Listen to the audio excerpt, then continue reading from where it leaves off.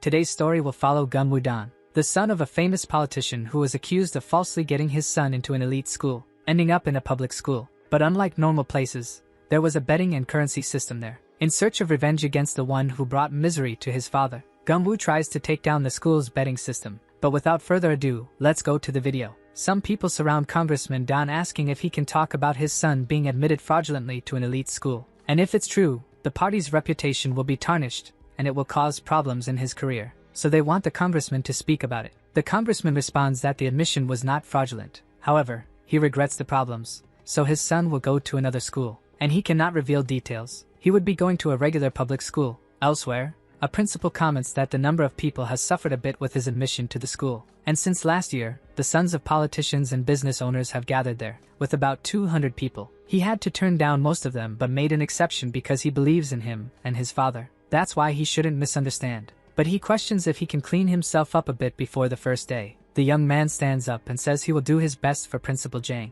In the classroom, the door opens quickly. The teacher in the room says they should be doing their activities and sitting properly. But everyone should listen since there is a new student. The young man faces the class and says his name is Gunwoo-dan, and he is from Hanam. The people there comment on him being cute and being the guy from the admission scandal. The teacher advises that he could sit down, and there is an empty chair near Hyun-min. Hyun-min trembles in fear, and his classmates start to tease him. The teacher tells everyone to shut up and the cleaning staff to wipe the board. A few hours pass, and Gunwoo comments that the schools in Seoul have many people. Hyun-min trembles a little, but the protagonist says it's a pleasure to meet him. Then the class representative says he doesn't want to be rude, but if he wants to fit in there, it's better not to talk to him, and Gunwoo questions the reason. Before explaining, people surround him asking if the holes are from piercings and talking about his father. Gunwoo says he doesn't know what to say, but the pleasure is all his. One of them asks why he transferred and approaches Hyun-min wanting to know why he was still there. The boy says he is leaving, and the delinquent tells him not to say that because it makes him look bad.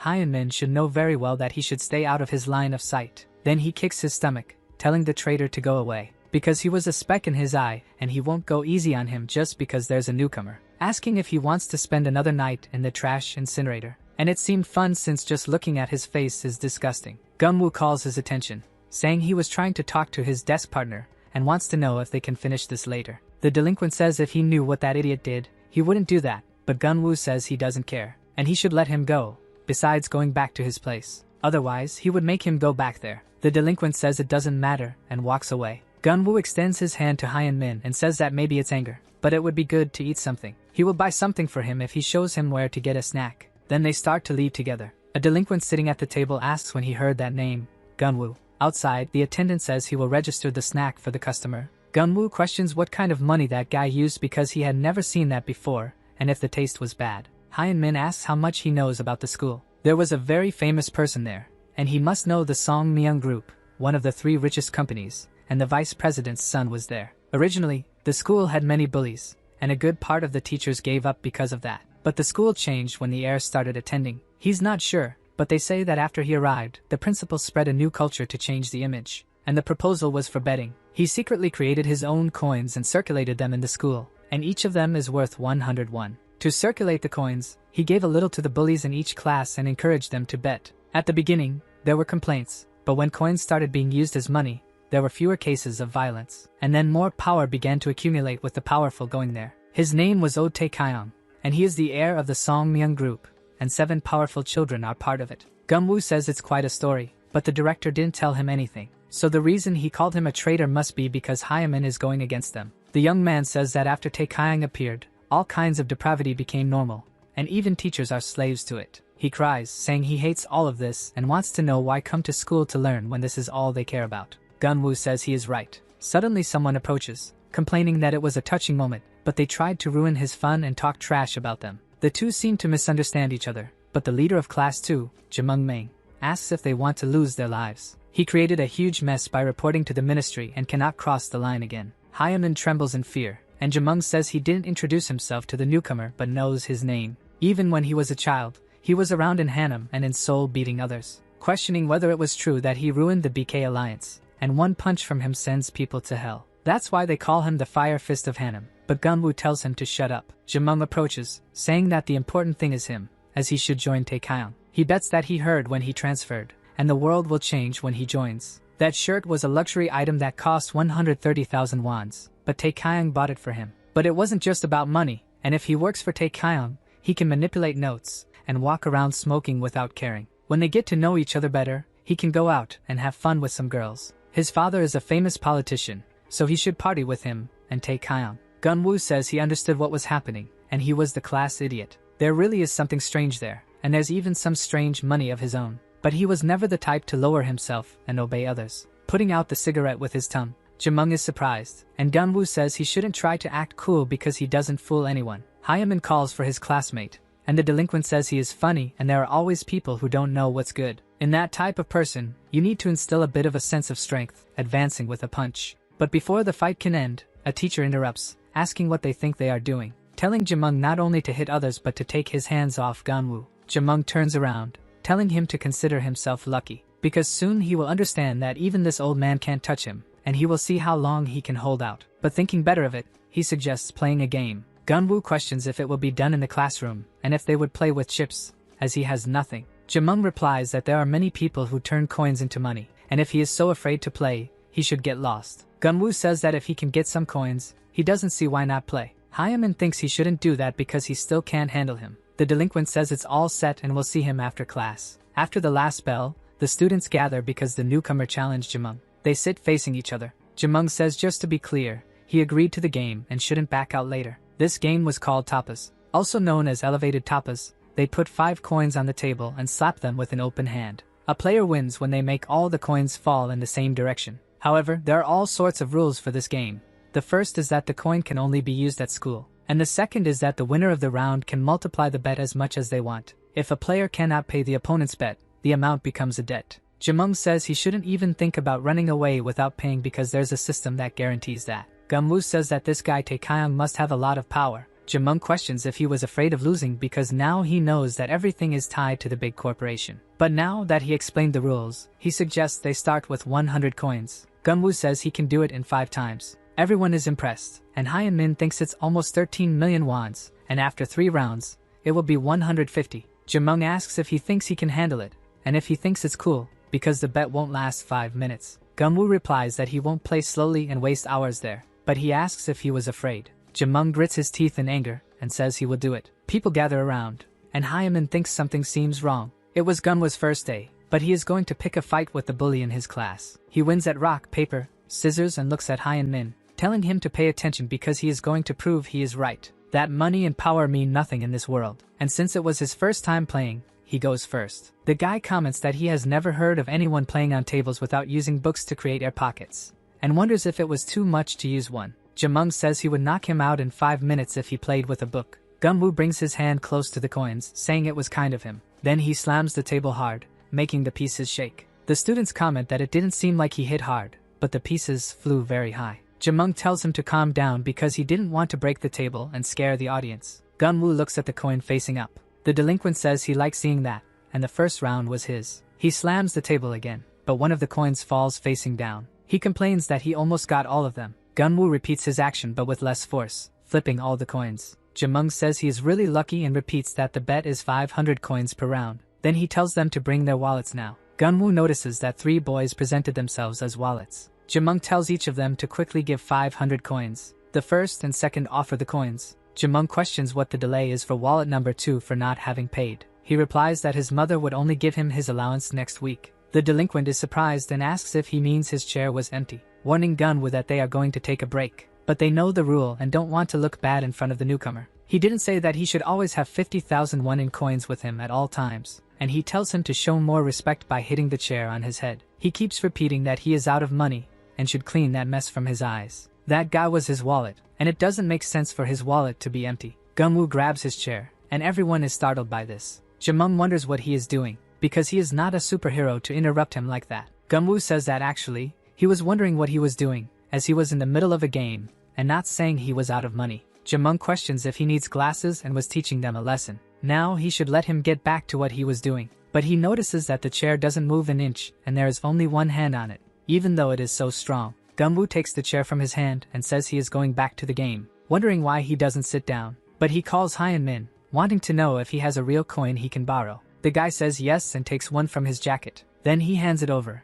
and Gunwoo says he just needs it for a second. Jamung tells him to hurry up and lose because it is his turn to raise, where they will go 2 times. Gunwoo says that would put it at 1,000 coins, and that is fine. The coins align once again, and the protagonist moves his hand to slam the table, flipping the pieces again, while Jamung says it is not so bad, but he will raise the stakes to 4 times. People comment that it is 200,000 wons and would buy a whole month at an internet cafe. He slams the table, saying it is about time for it to work, but it seemed like he was off rhythm. However, Gunwoo chooses not to raise. Jamung says he won't win anything doing that, and there is no chance to surprise unless he raises. Although in the possibility of winning a round, he won't hesitate to raise 10 times. People say that is about 500,000 wons and that is a lot. Hyaman reflects that this is frustrating and wonders how he can help now. Gunwoo sighs a little and says it makes less sense the more he thinks about it. He got into this game with him because he thought there was something about this conversation. But now it is hard to understand why someone like Taekyon would stick around someone as small as him. Then he stands up, saying they will change the bets. Jamung is surprised to hear this, questioning about changing the bets and if things became more real for him, and if he thought it was a joke, because he shouldn't change the rules in the middle of the game. Gunwoo says he didn't have that much money with him. If he wins and doesn't have money to pay, then he will take on the debt, but if not, he would just hit him, without taking any money. Jamung questions what the hell he was talking about, and Gunwoo says he can choose as much as he wants, and all he wants is a hit. The delinquent wonders if he prefers to be hit instead of having his money taken, and there's no way to lose. He couldn't realize that he had manipulated this game, the fact that he could control the table with his remote. It was impossible for him to figure it out in less than 10 minutes. No one would imagine that there was a table altered with a magnet to move the coins. Gunwoo questions why the delay and needs to decide soon, wanting to know if he was looking for something around him, and was starting to make him impatient. He should be scared, and if he doesn't accept the offer, they will just end it and say he lost. Jamung thinks that this bastard is annoying and is just talking nonsense because he is about to lose. Even if he comes to him, he will pretend he doesn't know what he was talking about. If he can get the congressman's son, he could enter Taekyon's inner circle. Then he says he accepts his offer and in this round will increase it 100-fold. The audience whispers that it was 50,000 coins or 5 million won. Jamung prepares to hit the table and tells him to be ready for his end. But upon reaching the table, the coins barely tremble. Then stopping, people wonder if he didn't turn even a single one. Jamung says it was impossible for something like that to happen. But Gunwoo says that from the moment he explained the rules, he knew something was strange. He wasn't very smart, and should know that. Losing can increase in the next round as much as possible. At first, it seems fair. But if the person keeps winning all the time, they would be wrapped in pride, betting until they run out of money. What made the least sense was playing this on a table without a book. That's why he hit the table hard in the first round, and when he did, he could feel that the table was thicker. This seemed strange, so when he was doing his show with the chair, he looked closer, and then he saw a thick metal plate fitted between the top and the drawer of the table. Hyaman thinks this means everything was manipulated. Jamung complains that he never shuts up, but wants to know what his point is from this. He could deal with the idiot who built the table, but Gunwoo throws some screws at him. People wonder what that was, and even Jamung is confused. Gunwoo warns that fortunately, they were big enough to be loosened with a coin. The guy thinks it can't be while the audience wants to know what the hell he was talking about. Jamung calls him a bastard for loosening the screws under the table. Gunwoo clenches his fist and throws it against the surface. Everyone is surprised, including Hyaman. The last coin stands upright, completely startling Jamung. But in the end, after spinning a lot, it falls in favor of the protagonist. People comment that he did that in one slap and the round was increased 100-fold. Hyaman thinks he succeeded and Jamung was handpicked by Taekyon, but still, Gunwoo won. The guy wonders how he can win like that and will let it pass. Gunwoo stands up and says that now, he would like to collect his prize by hitting the man's face. The next day, people say that Jamung was removed from the leader position. Now Gunwoo has taken his place even though he arrived yesterday. The protagonist opens the door and walks in with some bandages.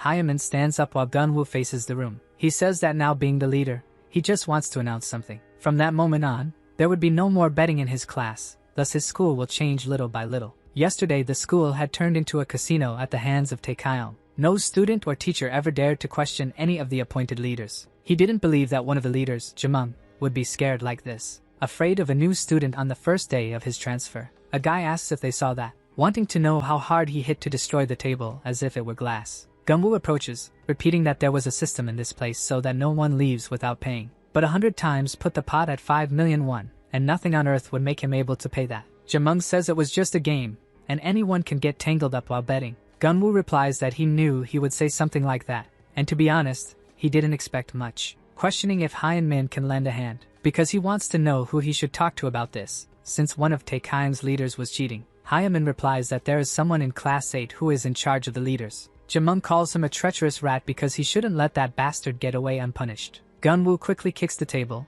then approaches and punches the delinquent in the face. He goes flying away, and the protagonist responds that it is not the right time for him to come at him, because if it were him, he would be thinking about what to say to everyone deceived by this trick. The audience wonders what he was talking about, but they start looking at the table. There was something inside the drawer, and they want to know what it was. There was something inside the drawer, and they thought Jamung was magical, but in reality, he was being manipulated. So they demand the return of the stolen money totaling 90,000 wons. He should pay an additional 105,000, and the delinquent curses Gunwoo, shouting his name, while Hyaman says she can't help at all from the back. He has only been waiting for something that could change what was happening, and when things get tough, there isn't much to do. So he asks for forgiveness because he truly feels sorry about it. Gunwoo says there is nothing worse than asking a victim who has already suffered more than their share why they didn't do more. He completely understands and wasn't wrong for trying to survive in this situation. Hyaman would have her chance at some point to make those bastards pay. The boy thanks him for that. Gunwoo asks who he needed to talk to, and the classmate replies that this is resolved by leaders. However, when one of them causes a problem, a girl named Yuri-cha resolves things. They were there, and she will be in the room, and Gunwoo thanks for that. Hyaman warns him to be careful because everyone in the group is elite and looks down on everyone. Gunwoo replies that there is no hierarchy among classmates. That night, Gunwoo sends a message to Jamung telling him to meet at the academy at 9. He wonders who he thinks he is to do this on the first day, and his friend Janggun from class 2 replies that he was out of his mind, wanting to know if Taekayon was boycotting him for not even reading his messages. Jamung stands up and says he hasn't said anything about the game yet, and even if he snitches, no one will listen to the congressman's son. This was his chance because he needs to get that son of a bitch before he talks to Taekayon. That little rat of Gunwoo would certainly change his mind when they break both his legs. And before Taekayon transferred there, it was the strongest school among those in Incheon. No one had the courage to challenge them to a fight. Then they shout for Gunwoo to show up on the court, while the guy was standing there. He says they arrived at the right time and asks if he will introduce his friends. Jamung confirms because he will make him remember these guys for a long time. Gunwoo approaches saying he has something fun in mind. The delinquent says he won't leave alive tonight, so he shouldn't even speak, because he doesn't even have Taekayon's support to act this way. He embarrassed him in front of many people today, and there is no way to let that slide. Gunwoo advances at a monstrous speed and lands a blow that sends Jamung flying away. Janggun says he doesn't want to say that in front of Hyaman, but he never planned to let him escape with just one punch. He should take note of his words because he won't force anyone who loses a game to pay. Everything he owes will just turn into his hospital bills after this is over. People advance saying they will finish him off, while someone watches from afar. That girl says she wanted to know what was interesting enough to show him and was curious enough to show up. But this guy transferred there for a reason, being the girl Yuri-cha, granddaughter of the current director of NIS. She says Taekayon doesn't need to worry about him, but it would be better to keep an eye on him. Wondering what Taekayon will say. The messages said the boy was screwed because he beat up Jamung on the first day, feeling that he has a hidden motive for being there, and questioning what Taekayon thinks. He sends only an image of a snail race. All the bats were broken on the ground, along with the defeated delinquents. Yuri comments that he really beat everyone up and they weren't joking around during the fight. Gunwoo says that at first, he thought it was a joke but was surprised by the number of punches they could take. Although he is worried that he may have exceeded the budget, but he would leave the rest to her, and Yuri complains that she is not his employee. Jamung trembles on the ground thinking that they lost to a single person. Yuri tells the guy to get up because she doesn't have all day. The delinquent questions why he was helping that bastard. The girl replies that she didn't want to come either but had to do it because of the setup with the table. He must sign the letter saying he is withdrawing, and the reason was written for him. They decided to ignore all the extortion, assault, and everything else he did because it could tarnish the school's reputation, and he can still come to school for 2 weeks. Jamung questions what he means by withdrawing, as he was the one who was assaulted and should sue him. But Yuri tells him to shut up and sign the damn letter, because he didn't understand a word, since all his stupid antics embarrassed Taekayon too. The account was opened on April 27th in his mother's name, Sukchi Kim, with 4 million won, and he knows he hid all the money he could. Jamung must deliver the letter by tomorrow morning, and they were doing him a favor by not letting the principal expel him. The delinquent repeats several times that it was crap. Outside, Yuri asks if that was everything, and Gunwoo thanks her. She says that this time it was a strange situation, so she helped, but normally Hyeon Sejang from the 9th grade takes care of this. Gunwoo says it was more systematic than he expected and questions if Taekayon planned to turn the school into a casino. Yuri questions why he transferred, speaking of which, and if he was trying to screw things up for them. Gunwoo says he barely knows any of them, but Yuri tells him not to pretend, because his father is Deputy Don, and has accusations against him, so he had to leave STEM school. Rumors said that the Song Myung group reported his father, and it would be unfair of him to think that this guy transferred to take revenge on Taekyeon. She did a little investigation on him today. Gunwoo stops in front of the girl with a serious look on his face. She is surprised, but the guy says she misunderstood and it simply ended there. However, to be honest, the leadership positions are intriguing. Yuri says that then what he wanted was to make a good impression on Taekyeon, and it won't be difficult, because now that Jaemung has been cut, someone will have to take his place. Gunwoo says it's good to know and hopes she can help, so he will see her tomorrow. Yuri stands on the street and wonders what the hell that expression was, as it didn't seem to be anger. At school, classmates comment that yesterday was insane and totally satisfying to watch, but it seemed that Jaemung didn't show up, and if it were him, he wouldn't show up at school either. Thinking about it, he wants to know where Hyun Min's desk mate is, and the boy is sure he will arrive late. The door suddenly opens, and Yuri tells everyone to go to their seats. People murmur that she is the girl from Taekyeon's family and was with the newcomer. They both stop in front of the classroom, and Hyun Min thinks he can't believe Gunwoo was in the room with her. Yuri announces that starting today, this class has a new leader, and it will be Gunwoo. People murmur that he has only been there for 2 days, and the rumors that Jaemung left the school must be true. Yuri says that starting today, Gunwoo will manage everything, and they must ensure that the latecomers know. And regarding who made the magnetic table, if she hears anything like that again, she will go after them to teach them a lesson. Gunwoo smiles as the girl walks into the classroom. She moves the door, and the protagonist says it is a ridiculous system to be the class leader. Yuri is surprised, and Gunwoo continues that people say Taekyeon gives authority to manage a class. The class president was Hyun Min, and it means it would be fair for him to represent the class. From now on, they will listen to their class president and support him, as it is his prerogative. Gunwoo remembers the boy saying that the school has turned into nothing but violence and gambling everywhere, and that made him want to vomit, plus he agrees with Hyun Min. Gunwoo says that from now on, there will be no gambling for his class. People are surprised, and the boy says he can't stop others from doing that, but it is prohibited within the 4 walls. If they didn't like it, they would have to beat him to become class leader, and he was willing to bet anything. Yuri pulls the door and leaves, stopping outside. The protagonist looks over with a smile, and Hyun Min calls his name. The girl tells him to do whatever he wants because she will make sure that this damn loser knows exactly what he did. In a place with various abandoned materials,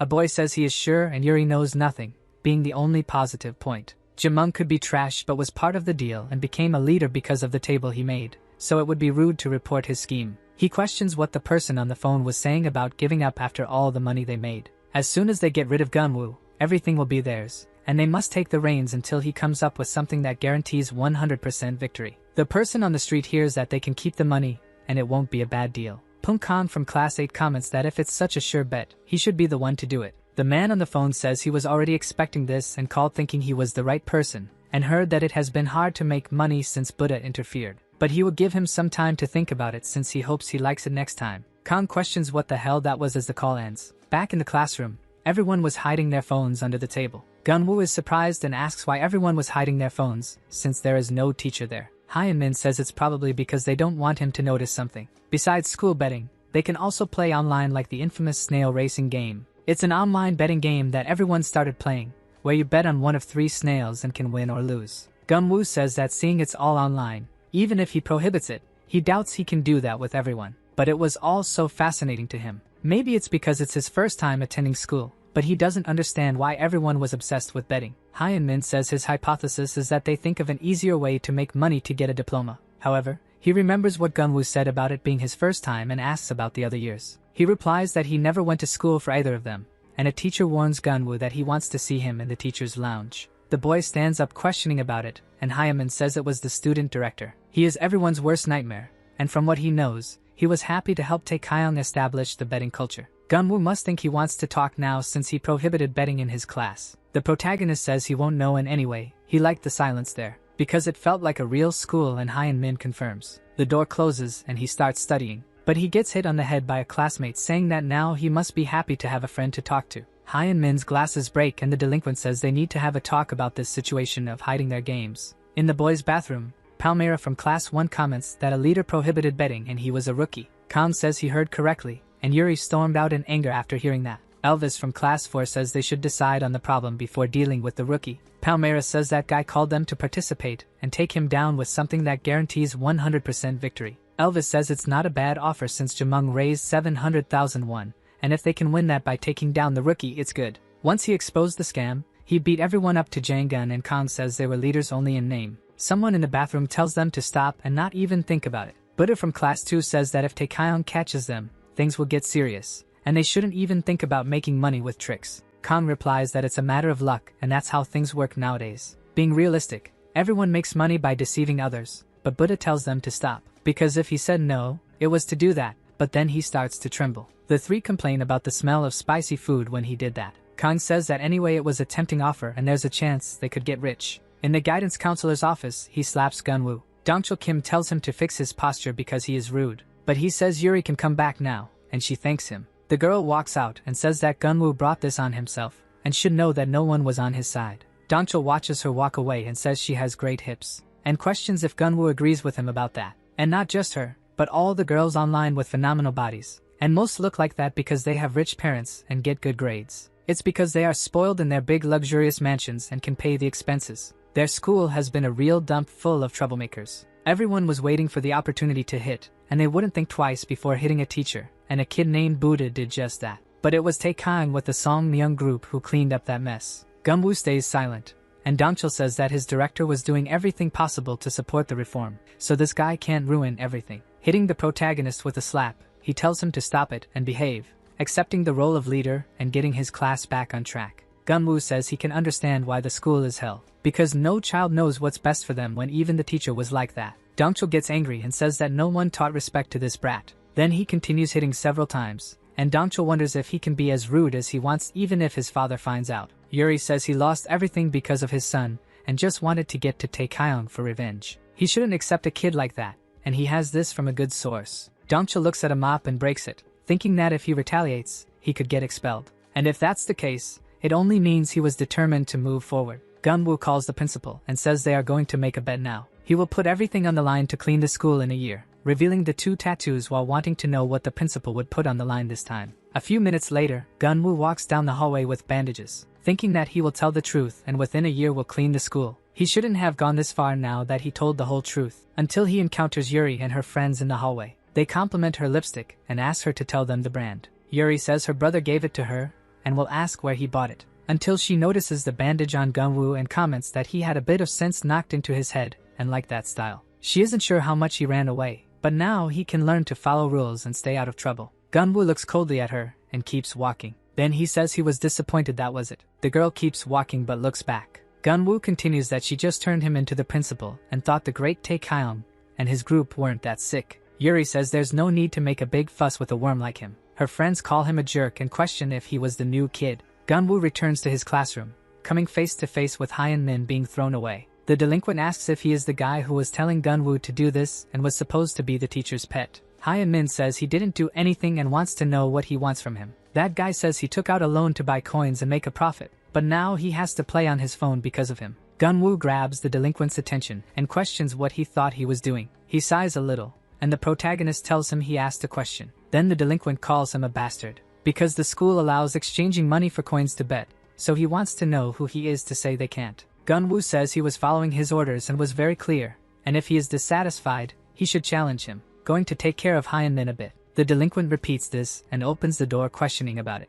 because the whole class was dissatisfied with him. Gunwoo lowers his head and says he doesn't care which game they choose, or how many there are, and if they reach a consensus, they should do their best. 2 days later, after class, the delinquent arrives there banging on the table, and says he chose a game as promised. He will represent the class in a one-on-one game. Gunwoo says it's fine if the others agree and wants to know what the game is. The delinquent says it was Slime Race and asks if he has heard of it. This was a game on the dark web. The rules are simple. All he has to do is choose which slime will arrive first. There are many ways to play, from choosing to bet on which will enter first to the other winners, which clearly paid more. Gunwoo comments that it's a wonder the site has never been taken down, but wants to know why they exactly went in front of the class. The delinquent says he will get there, and he should go buy racing chips for now. This time, the others will just watch, and he shouldn't worry about his little match. He moved to the front of the class because it would be a shame if they didn't know what was going on. Someone needs to teach him a lesson in front of everyone so that it serves a purpose. Gunwoo says that he really thought a lot. The delinquent questions whether it was fear, but the protagonist says it would be better.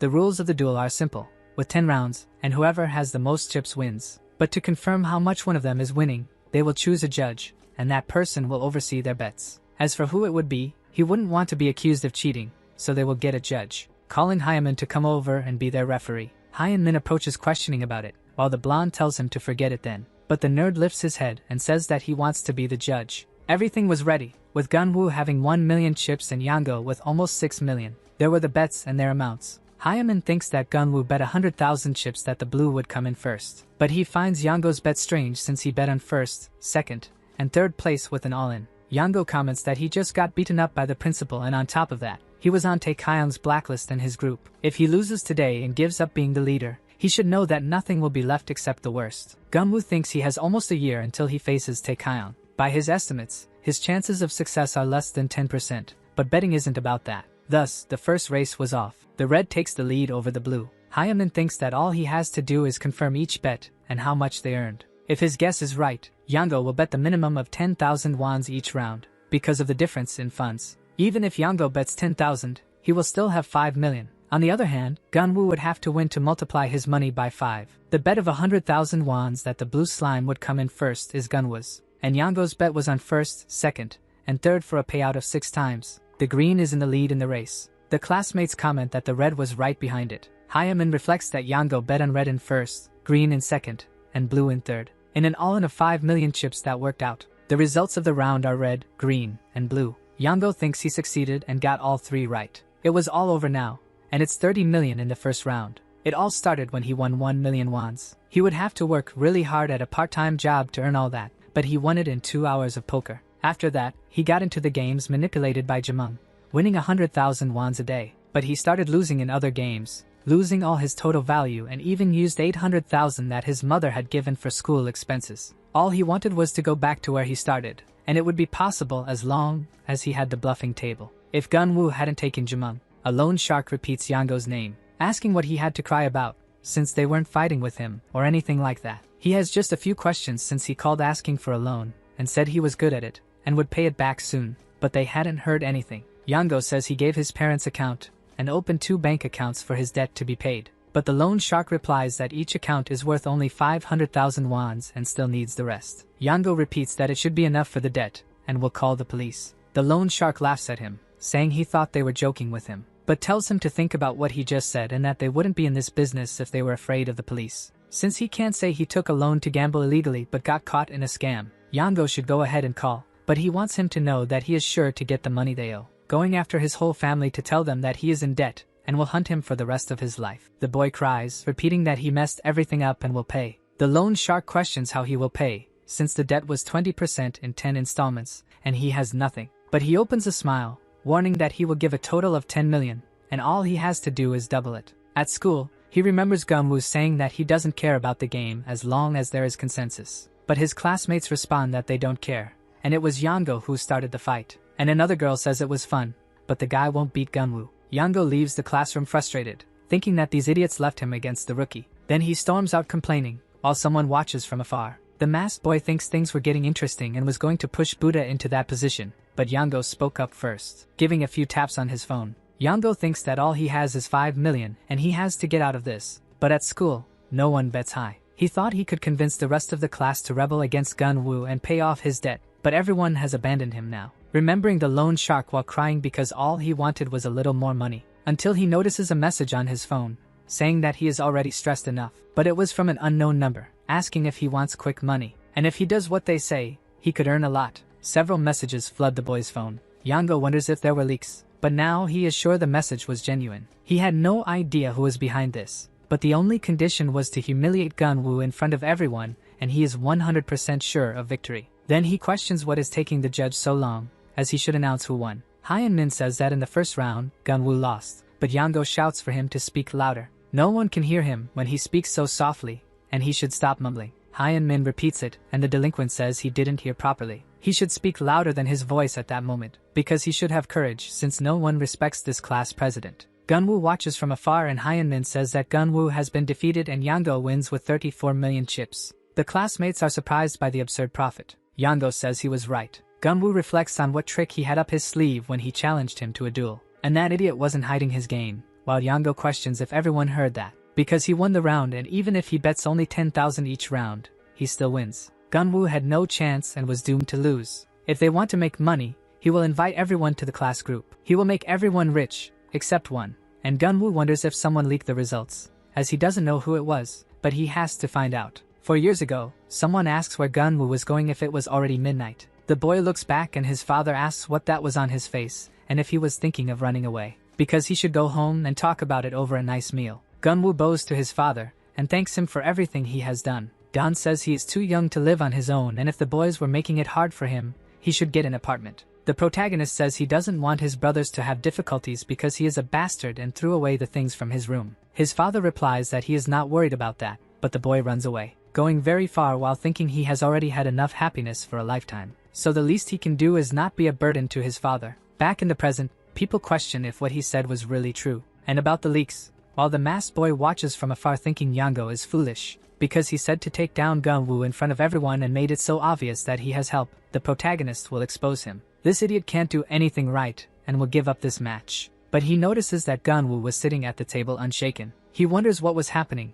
and why he was just standing there. Yango never planned to play fair against Gunwoo, and now he could expose him. Even if he wins 100 more times, he has no chance of winning, so he wants to know why he hasn't called the judge. Gunwoo hands over the bet for the second round. The masked boy in the back wonders if he will continue and if he has a plan, because he was really digging his own grave. Few people will question why Gunwoo isn't doing anything about it, but there is no chance he will give up now. Thus begins the second round, and his classmates comment that they just need to go to the site. As long as Gunwoo is at school, he won't give up because calling there means the end for him. He is sure because he heard a rumor that while Dongcheo was beating him, Gunwoo bet everything that he would be able to clean the school in a year, thinking that he talked a lot of nonsense, because he has seen guys like him walking with Jamung, and his pride made those guys break the rules to maintain honor. The most powerful person in the school after Taekyeon and the principal was Dongcheo, and now Gunwoo has no way back. How could he back down if he still has his sense of pride? The classmates comment that it really worked, and he got the placement right. But they should have bet a lot more money since it works. Whoever gave the results did it just to defeat Gunwoo in front of the class. But it's not enough for him, as it will make him never want to show his face there again. People in a chat group comment that someone leaked the race results. What was happening was the information spreading to other rooms. People can't keep secrets, and it spread like wildfire. In other rooms, people comment that something incredible was happening in class 5, and that's what everyone was talking about. And if they join, they will get rich. Yango thinks it's not enough. He has to show this to everyone beyond his class. Unless he completely humiliates him and makes him run with his tail between his legs in front of everyone, this itch won't go away. So he tells Hyun Min to do his job. The guy announces that Gunwoo lost, and Yango received a total of 37 million coins. People say they want to participate, but the protagonist stands up to go to the bathroom. On the way there, Hyun Min calls him, warning him to expose Yango, because they know he is cheating, and it's a fraud that needs to be reported now. Gunwoo says he is right and would normally say he is cheating. Hyun Min questions what he means by normally, as he doesn't have time for that. The protagonist says it's the only way to win, when he thinks everything is in his favor and his plan is flawless. When everyone is absolutely sure he will lose. If Gunwoo wins this kind of game, no one will ever challenge his authority by cheating again. Hyun Min questions what he means. Gunwoo tells him not to worry, because if his calculations are correct, by the time they reach the 8th round, he will have already won. The boy asks what he means by that, and if he is serious, because he told him that Yango knows all the results, and Gunwoo will never win against that. But the guy says he knows and bets that he has the results of 10 rounds. He managed to catch a glimpse of him before his bet, staring at his phone while writing. Hyun Min questions why play something so risky and the reason for Gunwoo being transferred. The guy asks his friend to follow him for a second. In the bathroom, he says he wasn't there yet and thought he should find him soon, while Hyun Min questions if he was looking for someone. Gunwoo tells him that Dean mentioned someone named Buddha who was suspended after hitting a teacher with an ashtray. Hyun Min says it must be Seojg and heard he returned from suspension. Last year, Taekyeon tried to give him a leadership position, but Seoj just refused and asks if Gunwoo knows him. The guy confirms, saying that even though he didn't go to school, he was around. Hyun Min questions why look in the bathroom, as Buddha was in class 7. Gunwoo says the more people know about him and Buddha, the better, because if he is the same one he knows, he is sure he will be in the bathroom soon. In the classroom, the red one wins again, and people cheer for him. Classmates comment that their Lord Yango made them rich. Hyun Min announces that Gunwoo lost 10,000 coins out of $1 million for betting on the red one's victory. Yango had a total of 46 million in earnings, and the guy in the mask jokes that these idiots were having fun. The delinquent sitting at the table thinks about what he should buy first. Maybe he should get the limited edition sneakers that will impress even Taekyeon. But before that, he should pay off his debts and slap another 500,000 wons in his face to make him cut his hair. Then he would get a watch of any kind as long as it's expensive, a motorcycle with a model worth 20 million wons, and he should also give a small amount to his mother. After spending everything, he still had 10 million left over. He was very happy and wants to know what Gunwoo was thinking by only betting 10,000 wons each round. He lost, and it was too late for him, because even if he repeats, he will never win. Until they hear someone telling everyone to get out of the way, clearing the entire crowd to make space. People comment that it was Buddha after returning from his suspension, and wonder what he ate this time, while his friend replies it was white kimchi. Gunwoo stands up calling for the palm tree and warns that he is going to the bathroom. Hyunmin reflects that for now, he has to listen to his president,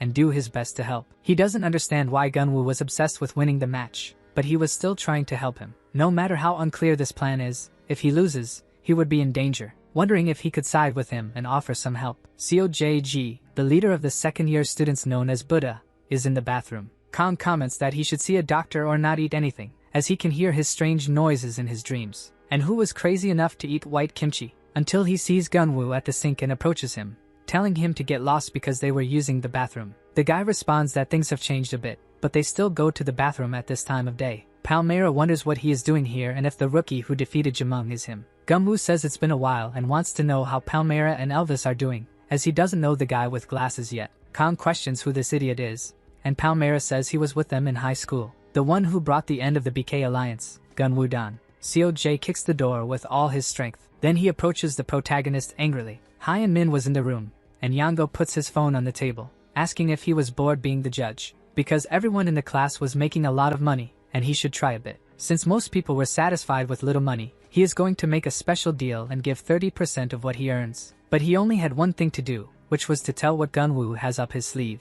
wanting to know if they close the deal on that. Later at school, the race announces it will start in 32 minutes and announces the previous results. Yango asks why he was late and thought he had run far away from there. Gunwoo says he wouldn't come back if he had done that and hands over the bet for the round. Hyunmin takes the paper with trembling hands, and so the round begins. During Buddha's first year in high school, he made a name for himself by defeating a group of students who stole money from their classmates. His nickname Buddha came from always being calm, and he sent a superior flying with just one blow. Across the country, only 3 people his age can fight him, and no one who knows him knows why. Buddha approaches, saying he should see who is there, to come to him just to ask to put him in misery at once. Gunwoo says it's good to see Buddha too and questions if he cleaned up. Palmyra recounts that since high school, Gunwoo and Buddha fought whenever they had the chance, and only he could face Buddha. Questioning what Kang was doing in Hanam and if he got a haircut too, Kang wonders who the hell this is since the rookie he was going to face directly knew Buddha and was his rival. Gunwoo continues that he still brought his gang to the bathroom, and the other people can't do their things because he was there. Buddha tells him to cut the talk and questions what he was doing in his school, but he also remembers that they never needed to use words before. Elvis tries to ask Buddha to calm down so he doesn't get into trouble again, but Buddha tells him to shut up, because that jerk always talked about how he was better than him, and if he hears him talk for more than 30 seconds, he feels a stomach ache, so it's better to just beat him up. Gunwoo steps forward and says to take down Taekyon along with Seoj. Buddha is surprised to hear this, but the protagonist continues that now he is the only one in school who hasn't joined him. Someone from his gang suggested a rigged game to catch him, and if Buddha is there, they can turn the tables. Kang thinks this isn't good and asks him to wait, but Buddha just looks at him, questioning about rigged games. The guy with glasses asks what Buddha was looking for. Gunwoo says that in this case, he wants to know if he is in or not. Seoj tells him to get lost, as he may hate Taekyon but hates him more. It doesn't matter if he loses, as it's the same, and he wants to know why help. Gunwoo suggests they can have a rematch whenever he wants since they are still tied with no winner.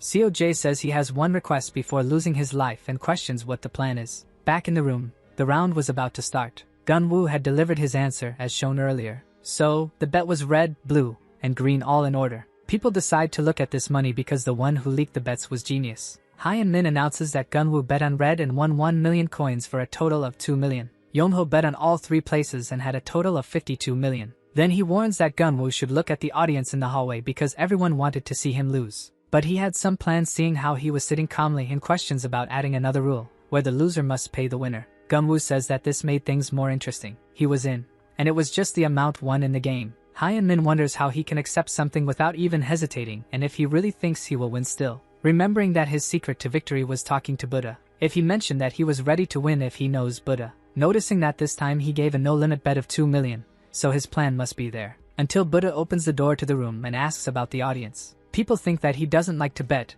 and want to know why he was there. Hyunmin reflects that it was Buddha, and he came after talking to Gunwoo, and everything that happens from now on would be according to Gunwoo's plan. But he notices the protagonist tightening his wrist, with a worried expression. He wonders why Gunwoo was irritated and what was happening. Buddha questions if Yango is the one who challenged Gunwoo. He says that this idiot already knew about the leaks. Yango calls for COJ, who approaches. Buddha says that this idiot caught him cheating in the game, and asked to create a secret second account to put the money he leaked from games. Yango questions if he knows about this. COJ continues that he was right, and he should put his head on the line to defeat this idiot. And it was better to try not to cause any trouble for Taekyeon, revealing Buddha as the leader of Class 7. Buddha says that Yango should be grateful because if it weren't for him, he would be screwed. Because he didn't think his opponent would manage to get his hands on the leaked results. Yango wonders how the two of them know each other, because he thought he wanted to get his hands on the winning choices, but never considered a second account to make money from the results. Questioning what his plan was, Hyunmin reflects that Gunwoo intended not to know the results, so he gave low results to the judge to mask the real bet.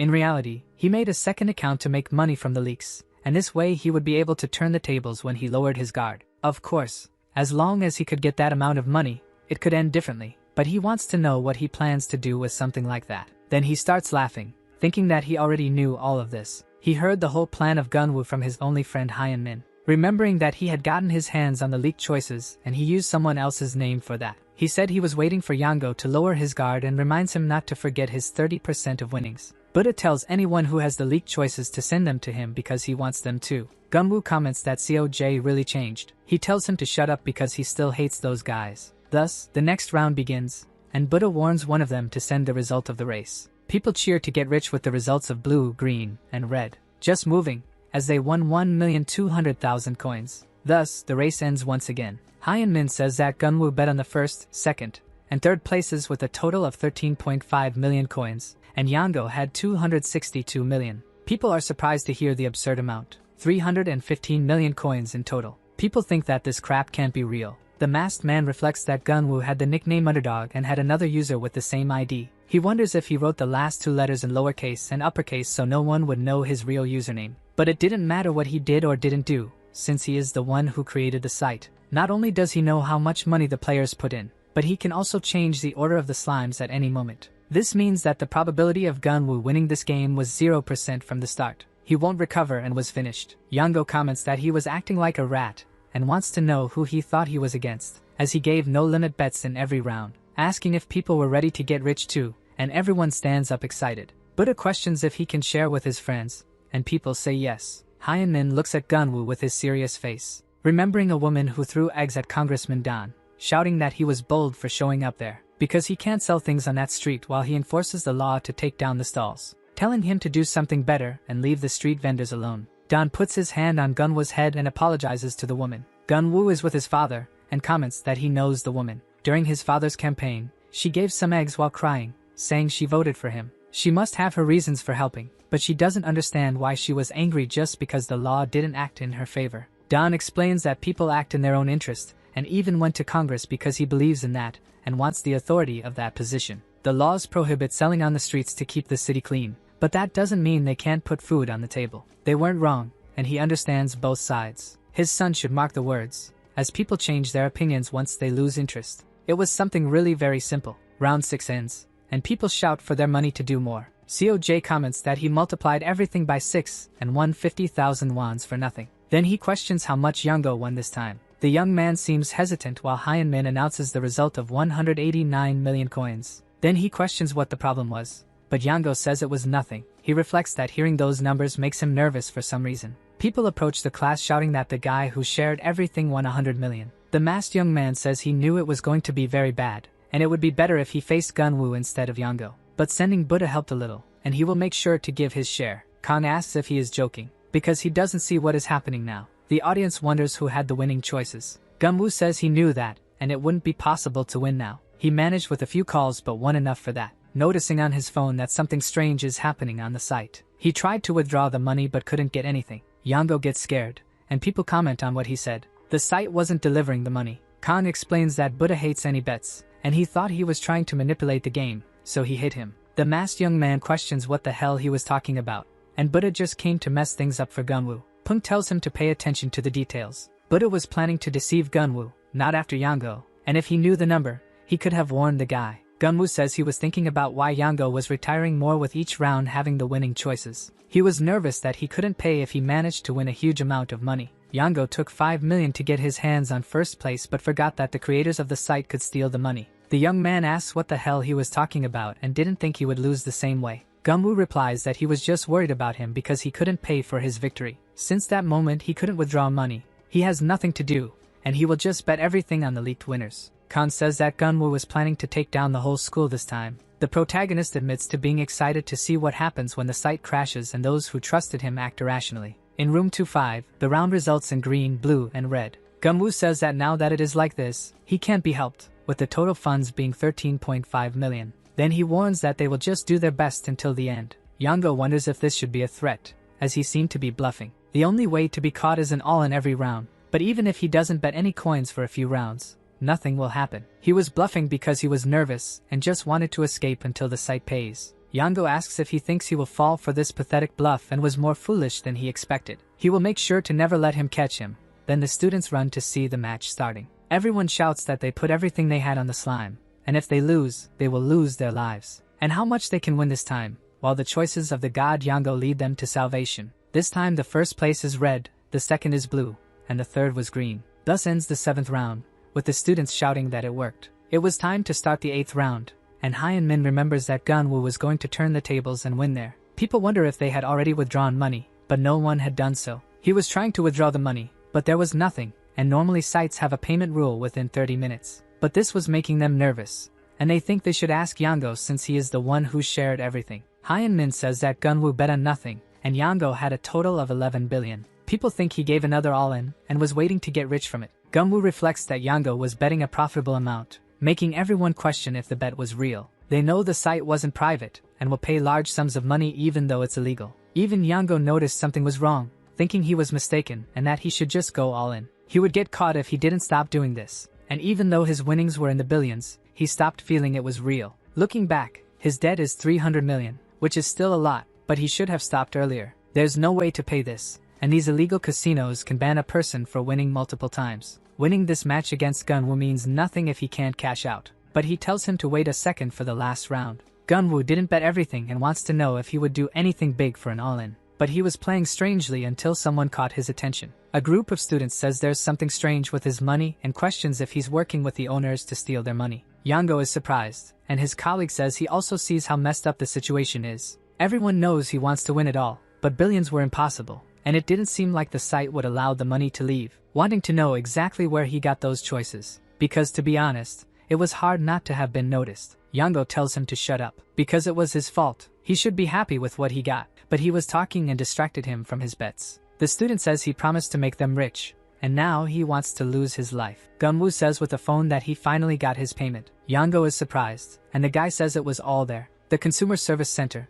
which is what the site used, sent 11 million to Gunwoo-dan. That student says he really got it, and Gunwoo tells him to hurry up, because since the game ended, everyone should get their money, as the site can ban everyone and take the money back. He wonders how many people got their money. People are surprised and start to hurry, with the news spreading throughout the school that they had been banned. Gunwoo stands up and says he lost the game, but he should be happy for winning 10 million. Then he touches Yango's shoulder, telling him to try to cash out since his miraculous choices hit big. It was clear that it would be the case if he managed to cash out. As Gunwoo was leaving, Yango grabs his shirt, asking him to wait a little, and for just a moment, while crying. In the principal's office, Dongcheol complains about the newcomer Gunwoo-dan, and Principal Jang should get rid of him, because he would change all the changes that he and the Song Myung group made at the school. Principal Jang asks what he should do. Dongcheol questions this, and the principal says he has no reason to get rid of him. He should be careful when asking for something like that. Students are the future of the country, and should be seen like a gardener growing young trees, and a tree with bad leaves doesn't mean it needs to be cut down. Since he is not a particular problem, he should let Gunwoo go because he has high expectations for him. Dongcheol is surprised by this and tries to talk about it, but someone enters the room,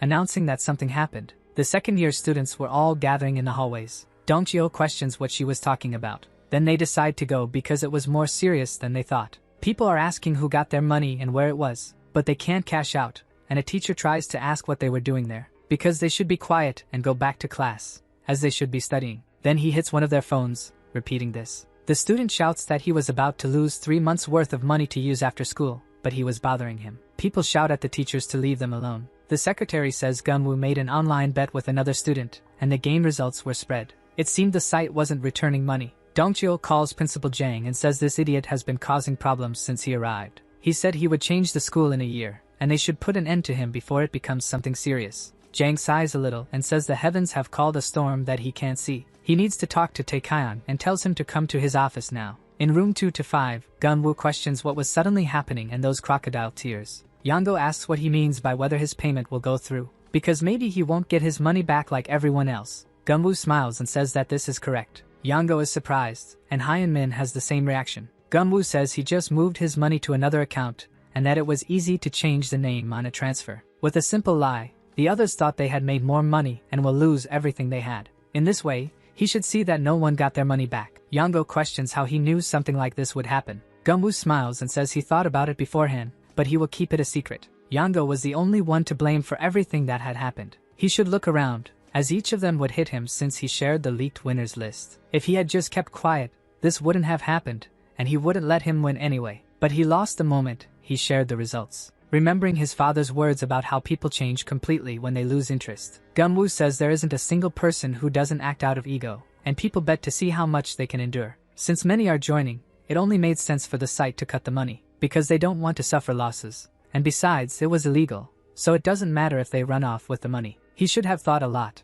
as he was there betting little since the first rounds. This made his job easy, and all he had to do was keep it that way until he bet more. For example, making him believe in his plan or making him think that this situation was under his control. Yango thinks that he was planning to deceive him from the beginning, and this means that Hyun-min and Buddha hadn't betrayed him, but were actually helping him. Seo-jae slams his hand on the table, asking what he would do if he had really helped, because he should take control of the situation and explain everything about the game, as there are many questions. Yango says he is the only one who should be asking questions, wanting to know why he accepted this game, as it wasn't his concern that the site didn't pay out, since he still won. Buddha grabs him by the shirt and asks if he has no brain in his head. Yango pulls out a knife and says he won't accept this, and the game doesn't count, so they should let him leave. The masked guy runs in, saying that only Gunwoo received payment, and wants to know if his subordinates let the money go. In the computer office in Hyuksik, his subordinate replies that they didn't, just as he ordered. He didn't give a cent, and there were many requests that were simply ignored. But he questions what they will do with the money to take down the site, as he can't wait and just give everyone's money back. He complains that this idiot will get his hands on the money. It was fine to take down the site since they could hire new people to make a new one, and they just needed to change the name and design for the new creation. His problem was these kids, and Yango involved many people in this. The worst always comes, and this guy led the destruction of the school's betting system. It was clear that it didn't mean he could return the winnings, as there was nothing above the money. Yango brought everyone into this game, so he was useful. Even in debt, he wouldn't be able to say anything. First, he needs to use him to win the competition, but he is surprised when he looks around the room. Hyun-min hit Yango with a book. Gunwoo is surprised while the nerd asks who he thought he was to invalidate the game. His friend says it was generally a good hit. Hyun-min takes a deep breath, a bit out of breath. The knife falls to the ground, and Yango questions if he just hit him, because he was trying to cut this guy. But Yango receives a kick to the face from Buddha. He flies away. People are shocked, and Buddha says he would be the one to beat him up, because he pulled out a knife and wasn't even man enough to use his fists. The students wonder if he was even breathing, as Yango lost a tooth and was unconscious. Buddha says he would make sure he never repeats this. Gunwoo stops him from advancing with his arm. Seo-jae tells him to let it go, but Gunwoo questions how he can hit someone unconscious when they haven't finished the game yet. He should sit down and breathe a little, as it's not like he would get up now. Buddha agrees and complains as he pulls his arm away. People complain that the jerk Yango made everyone lose their money. They tell him to get up and explain, but Hyun-min interrupts, telling them to stop this, because they were all being deceived this whole time, and Yango was included in that. Not only that, but someone took everyone's money, and only that person profited. A student questions what the hell was going on, and who took his money. Hyun-min remembers when Gunwoo explained that he had been stealing choices from the beginning and that if Yango tries to find out what happened, he should tell him. When he feels the pressure and makes strange decisions, others will want to take his money. Hyun-min questions what would happen after that. Gunwoo explains that Yango got this from someone, and that means someone wanted to remove him from that position. If that person was trying to force him to use winning choices and they have 100% accuracy. The student tells Hyun-min to explain what the hell he was talking about. Gunwoo picks up Yango's phone from the floor. He says that the one who was making all these bets and using Yango as a front. The masked guy says that this idiot Gunwoo must be running away because he is scared. But if both jump the 8th round together, That means they stopped the game because Hyun Min hit Yango. This was not good, and they cannot let the game end like this, as he needs to finish Yango's victory and take the leader position. He still hadn't heard anything coming from the room, but Gunwoo must be trying to take down his opponent. The guy was nervous and should call him, but if he can talk, he will notice that he cannot win. Noticing that he answered the phone, the masked guy tells Yango to stay quiet and forget everything Gunwoo and Hyun Min say. He will make sure he gets 30 million in his bank account, and should not worry about losing everything. Gunwoo on the line says that the fact he brought Hyun Min up shows that he had seen, and he lied about getting his money. That means he must be in his office. When asked if he thinks they will let him escape with his money, the man should just wait now. Once he finishes with Yango, he will go after him. Then he warns that he hung up the phone. The masked guy breathes heavily and curses Gunwoo. He calls his colleagues and tells them to take down the site now. In the slime racing match, Yango lost everything after gaining consciousness. He promised to help Gunwoo only to maintain the leader position. For everyone who lost their money, they were left broke. But they believe their actions will be worth it for having lost. Currently, they are sure that someone was behind this and they were victims. The next day, a teacher says that most of the students were broke and now have to talk to their parents. The vice principal, Sunghan, says that the parents lost millions of won, and if they don't hurry, they will be in hot water. Jang says that he has used the carrot proverb for a long time with the betting, and someone suggested a break from it. The students should focus on their studies, and he believes it is time to cultivate wisdom. Dongcheol stands up saying that it cannot be done, because if the children's money is stolen, they lose their jobs. Jang questions this and asks if the dean was worried about money. An announcement happens at the school, where a voice greets all the students of Miru College. Hyun Min says he recognizes that voice. Gunwoo warns that due to previous events with fraud, he would like to explain what happened. This was Tae Kyung-oh speaking to everyone. People comment that it really was him, and he was making his announcement. Tae Kyung tells that last year, certain recreational activities were promoted at the school, thinking that this encouraged learning, but it came to his attention about a certain site that manipulates chances and takes money from students. His investigation found 160 students involved and 120 million won stolen. He had no words to express how bad he felt about this, as they broke the system he made along with the principal. After checking the school, they reached the decision that all lost money would be compensated by the Song Myung group. People thank God because their parents would kill them if they didn't recover it. Hyun Min says that it was good, and after this, the school will not want to bet anymore. But he notices that Gunwoo was staying quiet. Tae Kyung says that besides that, he understands everyone's anxiety, but they will find the one behind the scam. The school and he decided that they will take drastic measures. For a while, sales and currency exchange will be put on hold. Thus, they should note that any scam using money will not be the school's responsibility for the additional losses incurred. People think he succeeded. Gunwoo smiles and goes to the market, warning that the goal was to make everyone resent the school instead of him. Since they put a target on their backs, none of the children managed to get their coins and couldn't withdraw either. Hyun Min sighs about this, and Gunwoo explains that the school can win as long as they compensate the money. But stopping the use of coins made it the same thing, as it was a classic bait and switch. Hyun Min questions why these people tried to blame him, but Gunwoo tells him that he is the one responsible, suggesting they take a walk around. Hyun Min notices the crowd talking about how they got coins but can't use them, and the newcomer was the reason no one could use coins, thinking that he didn't take care of his life and they couldn't even use money. Gunwoo says that the snack shop is the place that uses coins the most in the school, but people can't do that because they are angry. Hyun Min questions why he came here and if he wasn't afraid something would happen. Gunwoo says he doesn't care, as he got stronger while people hated him, so they should start walking, and Hyun Min thinks that he is really strong for not caring about this. He knows there is nothing worse than being hated by others. He wanted to sit near them, but no matter what he did, nothing changes in the end. He wonders how strong he really was. Elsewhere, someone announces the delivery. The loan shark questions whose it was, but his subordinate says he isn't sure. His boss orders not to open it nearby as it could be a bomb. He calls the leader to come see what was in the box. Coming face to face with 10 million won in front of him,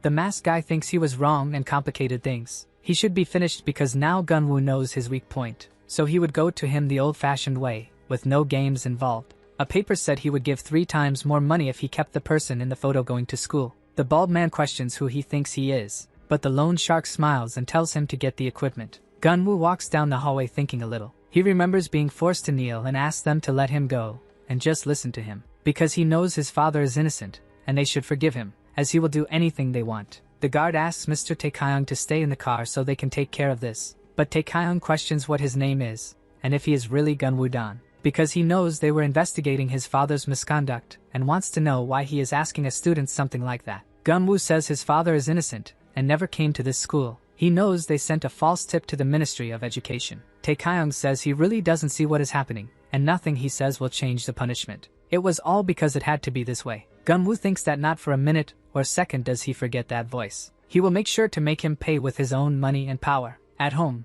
Yango asks his mother what was for dinner. His mother calls his name and questions what kind of trouble he was getting into to bring those people to his room. Yango is confused while the loan shark welcomes him, as he didn't receive his calls and left him worried. The young man trembles in fear, and the loan shark questions if he lost to Gunwoo-dan. The next day in the classroom, Yango bangs on Gunwoo's desk, saying that here was his bank statement and they must compensate him. Gunwoo says that anyone who is deceived and brings their statement will succeed. Yango shouts asking what he means by that, as he said he would help, and if he doesn't get the money, he will lose his life. His classmates tell him to shut up, as he is the reason he is losing his money. If they pay less than what he lost, he will make Yango pay for it. The young man recounts that they went to his house. The loan sharks told his mother and father everything. His father didn't want to pay back, so he told him to leave and get a job to pay. Gunwoo says it was good for his parents to know, as he should have called the police instead of acting in his own interest. Moreover, no one forced him to gamble. He shouldn't blame anyone for that, and he will help as promised, but he shouldn't keep his hopes up. Yango says he needs everything, and if he doesn't do it, he will be without life. But there is no answer, and he says he wouldn't be the only deceased, as he would take Gunwoo with him. Gunwoo reflects that after the scam, Tae-kyung and his leaders collected the statements from those who were deceived. Most of those involved were in their second year. Among them, Gunwoo's class mostly gambled, so 80% of them were deceived. The students say it was the man of the moment, and wants to know how many colleagues were lost, as 26 was more than half of other classes. Miho Hyun, the youngest of the naval operations chief, says that everyone took the bait. Hyun Soo-jang, grandson of the president of the HD group, says they really need to look at each one individually. Yuri complains that it wasn't her problem. Miho throws the papers in front of Gunwoo, knocking everything down in front of him, while warning that he should get out of there, as his class won't achieve anything. Gunwoo says that Tae-kyung announced in the announcement that he would compensate everyone, and he was making other changes after 3 days. Miho says they should come to this school because of Tae-kyung, but that doesn't make them subordinates. Since he is in charge, he can't let just anyone have compensation. If he thinks he can walk around and ask for whatever he wants, when it was he who ruined the perfect order of his school. Gunwoo repeats about order and says they turn the kids into fanatic gamblers and calls that order. Miho understands and says that before he arrived, most students were happy. Yuri calls Gunwoo and says that 12 people didn't come to school today. When she looked for them, they were kids who borrowed money from loan sharks. Gunwoo says that the betting scheme hurt kids who were involved in it. Jang slams the table and tells that bastard to pay attention to what he says. Gunwoo looks at him angrily but holds back and says he didn't expect that. So there was his offer, as in 2 weeks he will find the one behind the site. As long as he restores order, as he says, in exchange he has to compensate everyone in his class and do a favor. Miho says it sounded fun and he was in. But if he doesn't find them, he must pay everyone in the class and leave the school never to return. That night in the city, Gunwoo thinks they were trying to expel him openly. If he remembers correctly, that guy with the mustache who hangs out with Buddha was involved in something like that. He should check how much they know about it, and hopes Buddha has the same number. A motorcycle approaches with a bat to hit Gunwoo. He turns around and comes face to face with the bat while talking to COJ. A few seconds before that, Buddha questions how he got his number, and Gunwoo says he seemed very aggressive on the phone. He was talking about the guy with the mustache. Gunwoo notices a motorcycle thing and Buddha asks if it was Elvis or Kong. The protagonist thinks he might be hearing things, but it was coming in his opposite direction. A bat hits his hand as he blocks. The guy complains about these idiots trying to hit him. That loan shark tells him to get out of there, as he had never seen him fail before. This guy was fast and was on the right track to work. Then they take off on their motorcycle. Gunwoo grits his teeth, irritated by this, saying that this was the way he was going to play. The next day he catches Yango in the school gate. Gunwoo reminds him again, as he didn't tell the loan sharks to go after him. These 2 guys came after him last night, and questions if they are the ones. Yango confirms they were the loan sharks, and now that he was in this, they would chase him to the ends of the earth. They called him yesterday and said they were looking for someone, and if he helped,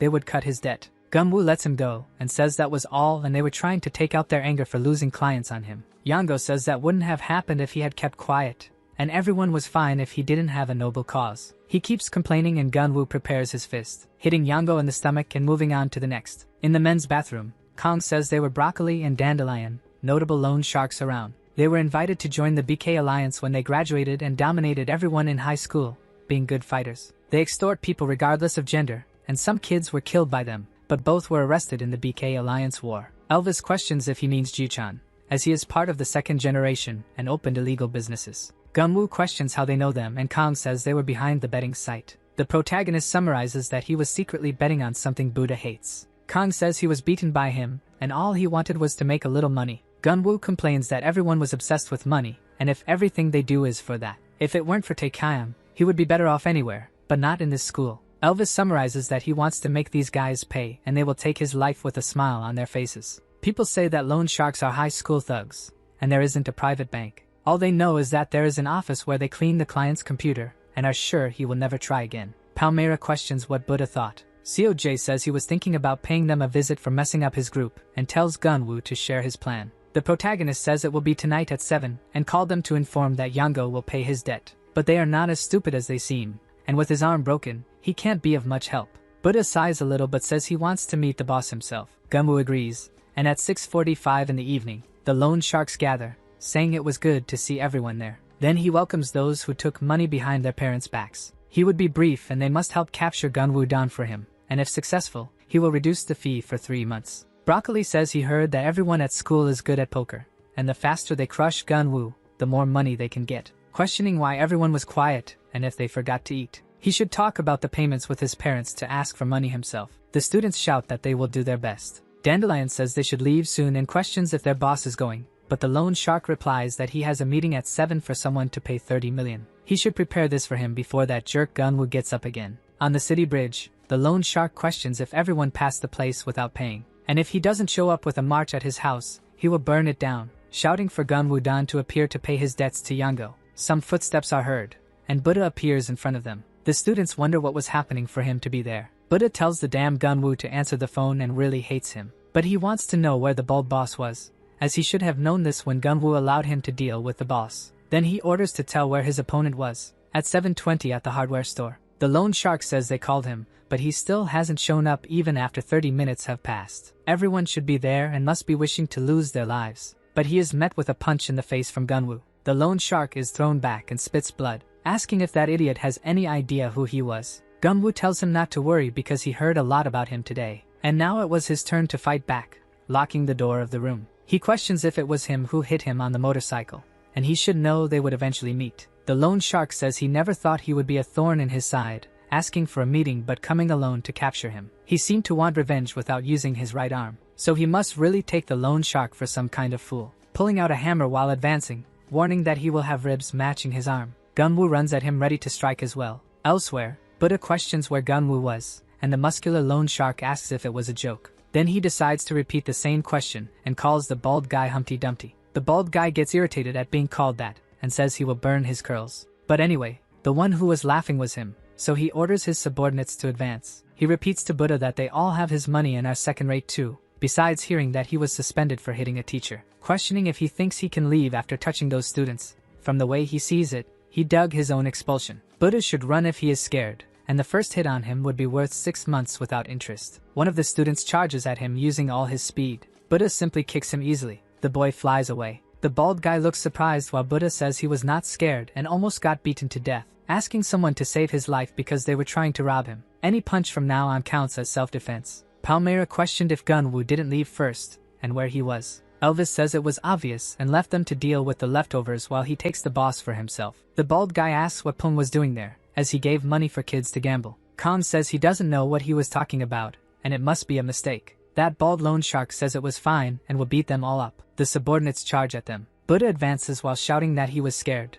and Palmyra jokes to check his face. During the night in a warehouse, the masked guy says they must put everyone in the truck and not leave any behind. Your subordinate asks where they will move this time, and your boss replies that it would be below the overload, because the more he saves, the more he will pay him. He responds that he heard Taekayong block the bets by the rookie and if he had any new businesses at school. The young man says he has many loan sharks who do everything for money, and above that, they are strong. Even if Gunwoo is stronger than them, they will not give up and will pursue him for the rest of their lives. The boss drops a box. Your subordinate says he had organized this, and the boss warns that he will put it back, but he must load the boxes onto the truck, until he notices that there were some skull cards in that place. The loan shark swings his hammer, but Gunwoo easily dodges, striking him with his fist in the stomach. The loan shark groans in pain and tries to punch him. Gunwoo blocks with both arms, delivering an elbow strike at the end of the sequence. The loan shark attempts another hammer strike, but Gunwoo dodges. Then he strikes his head with his palm. The loan shark groans in pain and admits that he thought he was safe and never imagined he would be beaten by a student. Then he charges with a board, but Gunwoo blocks with his broken hand. He trembles in pain because of this, and the loan shark says his hand must be in pieces now. The cloth from his hand starts to fall, surprising the man. Gunwoo asks if he really thought he would come here without protective measures, and it was funny, because he has no idea what he is capable of, using a protective glove. The loan shark asks him to wait a second. Gunwoo closes his hand and punches him in the face, warning that this punch was for what happened yesterday. They will both move on to what happened. The loan shark complains as something is placed in his mouth. Gunwoo says that from what he heard, he does everything for money. There were 10 million won there, and he should listen carefully to his offer. If he takes that out, he will finish the guy right there. Gunwoo will only speak once, and he must listen attentively. The guy he was looking for was a student and the one who tricked Yango to try to expel him. He did not disguise his voice while looking, and this means he was an introvert who keeps quiet enough not to be recognized. Gunwoo would provide the call recording, and with everything that was given to him, he should find him in less than 24 hours. But the loan shark spits the money,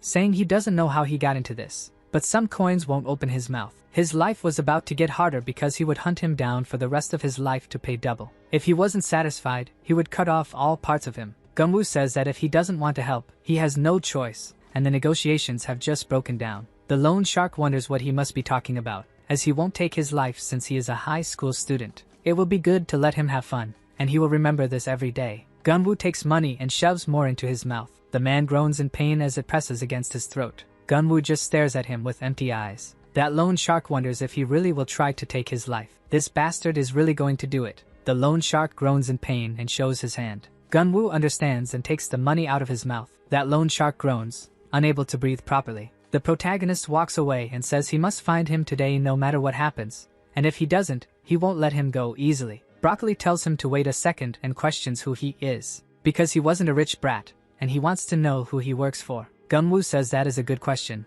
as he survived on the streets doing dirty work. After doing that for a few years, he meets high-ranking people, especially bad criminals like him. In the parking lot, Buddha charges once more to send the man to hell, landing a well-placed kick to the bald man's face and knocking him out. Buddha complains that it was anticlimactic, and these idiots could barely throw a punch even when they had a chance. Then he calls for Pung and grabs his ear, warning him to stand up immediately. Then he throws money at the bald man, saying he would give more for Pung's interest. He must send a message to his boss not to mess with his gang again. The bald man says he is funny, and this doesn't end with money, as he doesn't want it. Since they saw his face too much, they will take revenge. But Buddha tells him to come at him anytime and steps on his face. At the University Hospital in Seoul, at the top of one of the 5 major hospitals in Korea, there was a special room, a place where politicians and financial giants, along with K-pop idols, gather, having exceptional doctors and everything better. The VIP room, where the masked guy says he will take care of the money, so she should buy whatever she wants. The kids were going after the money and could win by 60%.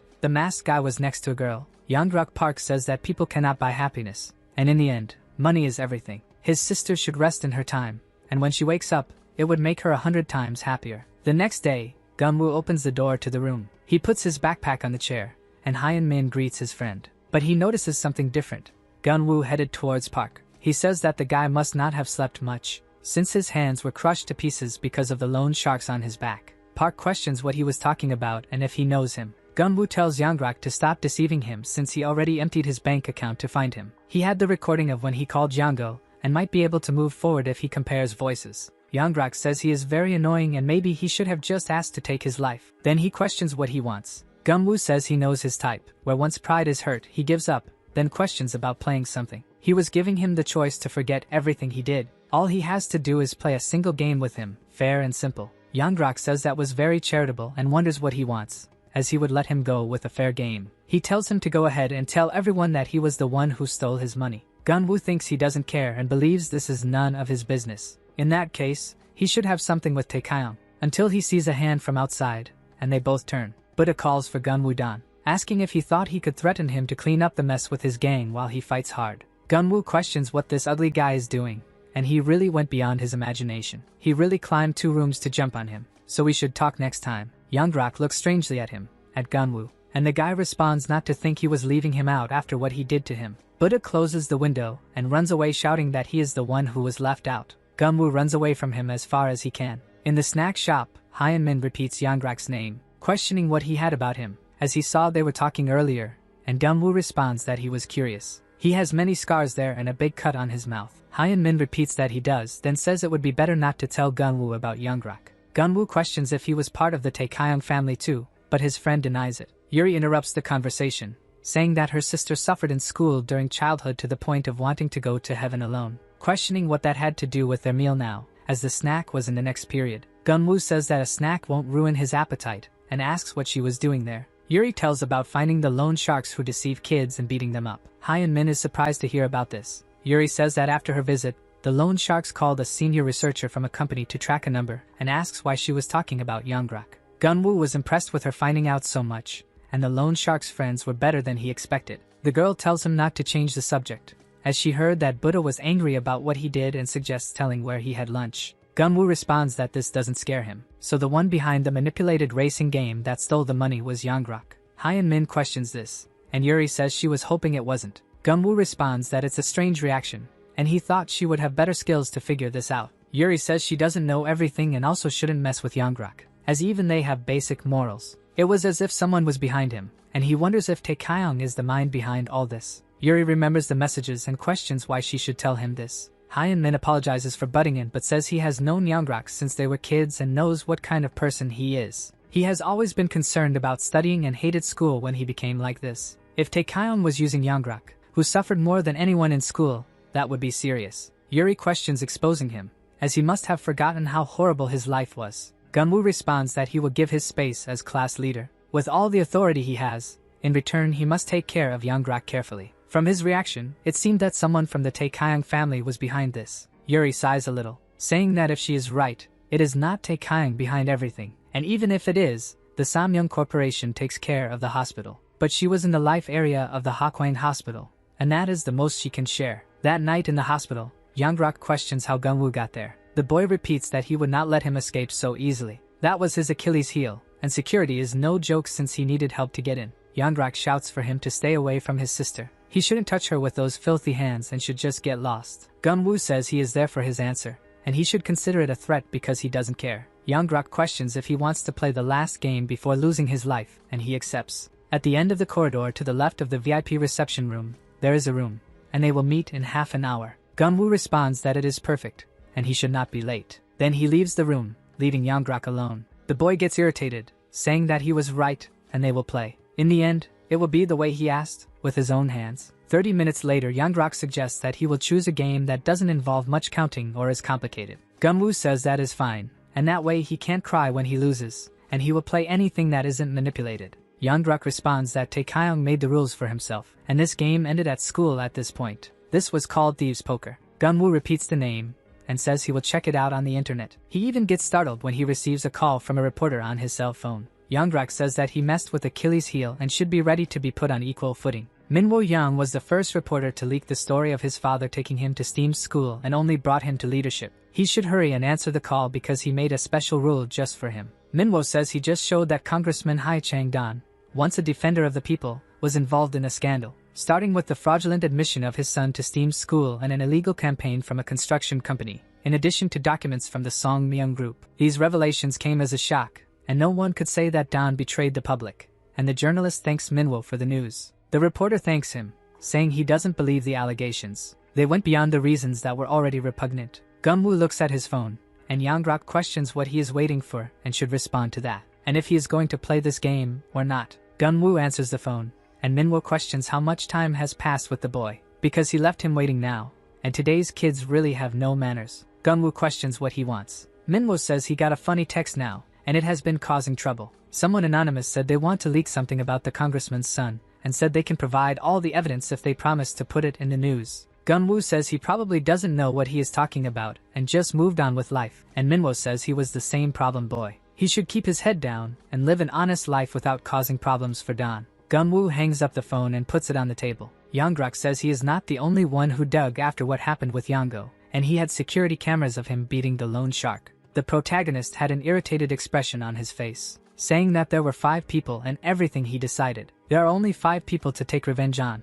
5 human trash that he will give a taste of their own medicine. So Youngrak shouldn't think of a stupid excuse when he hits him. The boy responds that it was that one telling him not to cry for forgiveness when it ends. Gunwoo says he is sure to wipe the floor with him now. Both agree, and Yanggrak will teach the rules of thieves' poker. It wasn't difficult, and he would be able to follow after hearing it once. Just 5 numbered cards, and one of the 5 is used with 4 hands, making a total of 20 cards. It was to think about the lines of poker, and the only difference was that it didn't matter, as they are seen as the same numbered cards. Gunwoo looks down, and Yanggrak explains that to start, the cards are shuffled, and each person draws 4 cards. He plays with 4 cards, and the one with the strongest hand wins, where the ranks are identical to poker. But in this game, they only recognize pairs, trios, a sequence, and quads. For example, if you manage to get 2 of the same cards, it wouldn't be 2 pairs, but rather a single pair. Gunwoo questions where they are betting, and Yanggrak says he will get there and not to worry. When he draws the first bags, following the dealer, he makes the bet and decides to exchange a card. Exchanging one of the cards in the opponent's hand was the way to bet. Then he tells him to look at his hand, as he has a single pair of 2s. If he wants to try for a trio, he can exchange one of his 3 cards with one of Gunwoo's. He must exchange for 1 card from each, turning them face down. Now he has 2 pairs, one of 2s and one of 3s. As mentioned, it will be recognized as a pair of 3s. If he has 2 pairs, the one with the higher number wins, and if both players have the same pair with the same numbers, it would be a tie. Gunwoo says it was the same principle as the old maid. Yanggrak responds that it was exactly that, and he had an extra card, making the deck have 21 cards. The last card was the Reaper. Normally, the one with the stronger hand wins, but if he has the Reaper, nothing matters. As long as his opponent doesn't hold it first, the one with the held card at the end of the game loses. If he has a Reaper, he cannot exchange the card with the opponent, and can only hope to blindly pick one of them. If his opponent picks his Reaper, he is immediately declared the loser, and if they have bet, his opponent should pay double. So if he bets a lot and picks a Reaper, he would have dug his own grave. When they finish betting, they will show their cards and find out who wins, and the more they bet, the easier it would be to know the opponent's cards. He thinks about all these rules, and it was perfectly 7 in the evening. Then he counts that the security will bring 6 chips to play with them, and he should think about how this represents a single minute. If he doesn't finish in an hour, he will send the reporter videos of him beating him up, and it would be the same as losing. Gunwoo questions what happens if he wins. Yanggrak responds that each chip will be worth 1 million won, with a total of 60 million that he will pay, until someone appears in the room and says that there was no balance this way. Yuri says that if Gunwoo's life was at risk, he should put his own at risk too. Yanggrak questions how she got there. She says she had to trick the security to bring this, so she could say she came on her own. Gunwoo tells her that he called her there. To keep the game safe, she will serve as a reference for the game. Yanggrak says it has nothing to do with her. The girl says he manipulated the game, and because of him, Taekyeon's family was humiliated. She was aware of the situation, but he crossed the line, so she will decide what price he will pay to Gunwoo while playing. If he doesn't like her as a reference for the game, he should say so, but she will only act as a judge for a fair game. Then he should know that he doesn't need to cheat, and she needs to find a reason behind all this that ruined everything. Yanggrak says it was something ridiculous. Then he decides they will play and questions if Gunwoo has any objections, but the protagonist just wants to end this. Thus begins round 1 of poker. Yuri shuffles the cards quickly and says to start, and both must check their hands. Gunwoo looks at his cards coldly, thinking that this was a great start. The first rule of poker was that the one with the Reaper automatically loses. So he has a Reaper and a trio of 4s. It wasn't a terrible hand, but since he has a Reaper, it was useless. If Yanggrak picks one of his 4s, it will leave him with a single pair. If he pays 1 chip to start the game, he will have 59 remaining. This made his best bet clear, so he questions who will go first. Yanggrak says he will let him go first. Yuri says that this way, Gunwoo must make a bet if he is going to play. The protagonist tells him to wait, as he will not bet this round nor exchange cards. Both are surprised, and Yanggrak says he must be confident about his hand, and the way he was acting was unusual. Then he will raise by 5, and there was the card he wants to exchange. Yuri allows him to take one of the cards. Yanggrak approaches Gunwoo's hand, taking a card of 4 penguins. He murmurs a bit, and Gunwoo reflects that he left him with a single pair of 4s. Yuri questions what he will play since it was his turn. Gunwoo says he will accept the bet of 5 chips, but he doesn't want to raise or exchange. Yanggrak is surprised but decides to raise 1 chip, taking another card from the protagonist's hand. Thinking it was the Reaper, he then warns that he has lost now. Yuri thinks that Gunwoo has been with the Reaper all this time. The point of the thieves' poker was to break the perfect hand of their opponents by betting and stealing cards. So without exchanging any cards, he plants a seed of doubt in the opponent's mind, thinking he has the perfect hand. When Gunwoo had the Reaper and held his bet, he made Yanggrak think he had a good hand and forced him to exchange cards. He hit himself with those bets, and Yanggrak bet 12 chips in this round. Gunwoo takes them for himself, thinking that now he had 73 chips along with the table fee included. Yuri deals the cards normally and both take theirs. She warns that both can pay 1 chip for the table fee and Gunwoo starts. He reflects that unlike the name, the rules were similar to poker and had the same core. The more capital one has, the more advantage they would have. Gunwoo says he will raise by 15 chips. Youngrak stares at him and the protagonist thinks that maybe he wants to keep this game. He would have to bet 15 chips out of 47. This puts him in a tough spot, where he has to spend a third of his chips, and in another hand, if he bets the 15 chips, he will only have 58 left. Not to mention that his hand was now a 3 of a kind, thanks to the card he stole from Youngrak, and that wasn't a bad thing. He can hold on to that with his superior hand in terms of chips. Gunwoo tried to be reasonable because he knew Youngrak had been through something and tried to understand from within the story. But he won't let him go easily, as he will use everything he has to wipe the floor with him. Youngrak says that he is really the type of person he hates the most. Arrogant people who have never lost anything, not even once. Gunwoo is surprised when he says this. Youngrak says that when he first came to school and played with Jamung, he bet that he knew exactly what was on his mind. He thought he was good with bluffs and would win. Even if manipulated, he would figure out the trick. The same happened with Yango, and he only accepted his challenge because he was going to run away with the money. Gunwoo doesn't play games he can think about, and only accepts when he is absolutely sure of victory. That's because he has always won in life. That was the reason he was able to handle the last round coldly even with a second of apprehension. Because he thought of the best method to make his opponent steal the card. Pressing a high bet with 15 chips, where psychologically he has a superior hand. This was because he never loses and has immense confidence in himself. He has never tested desperation. He has never been kicked down and beaten like trash, falling to the lowest parts of hell. Yuri looks down remembering him losing blood, and it was very deep. Seo-jae was holding his arms and Hyun-min rushes to call an ambulance. Now it was time to show him how losing feels. Gunwoo looks down and Youngrak says he will bet everything with his last 32 chips. The protagonist tells him to be sure he will regret saying that. Yuri thinks he is going to go all in so soon. Then Youngrak says he will take the card first, taking the third card from Gunwoo's hand. The protagonist does the same and puts another card in his hand, thinking he had an intact 3 of a kind. In any case, the hand wasn't bad, and if he wins this, he would win the whole game. He can end this here and now. The protagonist sighs a little and Yuri questions what his move is. Gunwoo replies that he folds and gives up this round. Youngrak laughs at this, saying it was his choice to avoid games with real consequences and bet when he is sure of victory. Since he went all in,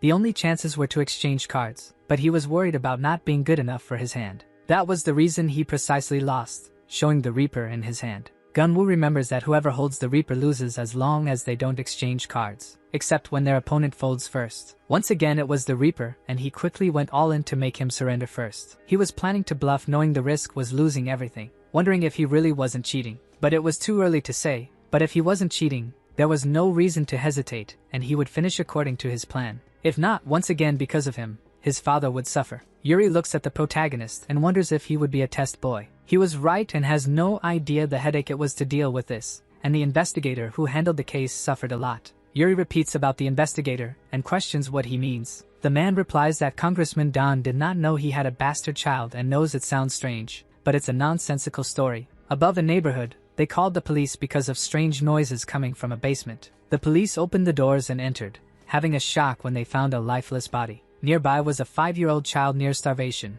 a boy covered in cuts as if he had been suffering at the hands of his mother. Around his neck was a chain keeping him more than a few feet away from the body. When he discovered this, the congressman came and saved the child, thus growing up with love. From Gunwoo's perspective, the congressman must be like a god. Round 3 begins. Gunwoo had 58 chips and Youngrak had 62. He warns that he will raise by 3. Picking a card from the table, Gunwoo raises by 2. His opponent gets irritated, saying he understood and raises the bet by 30. Gunwoo looks apprehensively at his hand, seeing only a single pair. Then he exits the round. Yuri notices he was hesitating in an unknown venture. Perhaps it is fitting for a gambler to lose so much in a game. Compared to Youngrak, who has all the time in the world, Gunwoo was pressed for time. He knew this, or perhaps was waiting for something to happen and wonders what it would be. Gunwoo reflects that if he cannot finish quickly, he knows that time will come. A moment when he can win with absolute certainty, and his only chance of being victorious. He knows it is coming in a moment. Youngrak questions what he was thinking, for it was obvious his strategy was to only play when he was sure he would win,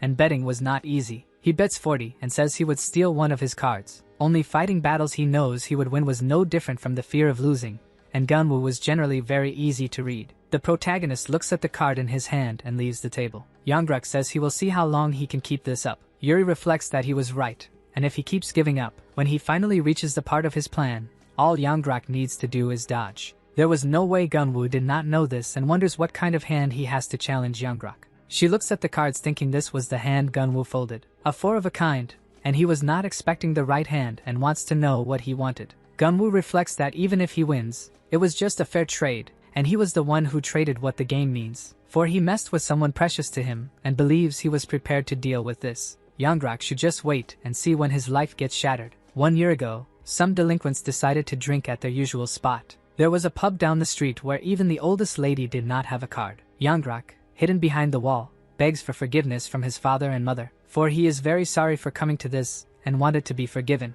taking a knife in his hand, until someone interrupts asking if he was stupid to think something like this would change everything. Yangrak tries a cut, but is pinned against the wall. The person tells him to drop it because it was not a place to vent his anger. It was not stupid to seek revenge this way today, and if he wants to make these guys' lives a hell, he can help, for he will give him money and power. Yangrak recounts that he just thought he might have doubts. The protagonist questions what it should be. His colleague replies that he should not think he has his tapes, or he won't send them to the reporter if he loses, showing the footage of when he beat up the lone shark. Since he seemed to have doubts about whether he really possessed this, Gunwoo watches him beating broccoli and leaving afterward. Yangrak says he got it from the security guard for 30 million won. He was really ready to deal with real money, so if he keeps dodging the time he has, he will regret it for the rest of his life. Yuri says it was enough and Yangrak should play. The young man raises the bet by 5 chips and Gunwoo accepts the bet. Yangrak raises another 25 and pays the table again. Both are surprised, and Yuri thinks Gunwoo was avoiding playing but wants to know what he would do in that time. Yangrak replies that he will call the bet, and Yuri tells both to show their hands. A pair of 5s for Yangrak and a 3 of a kind of 4s for Gunwoo. This was really going into the protagonist's hands, totaling 81 chips now. Gunwoo says he was waiting for this round where he could notice what kind of person he was. On the outside, he seemed like someone who knows how to win, but that's not everything, since he put 30 coins on a single pair and paid. Yangrak is not a good bluffer, and just plays fast and loses, being someone without skill. He bets that from now on, his opponent won't win a single round. Yangrak gets irritated asking if he was arrogant for having won once. Yuri tells both to wait as she has to take the call, coming face to face with a familiar number that surprises Yangrak.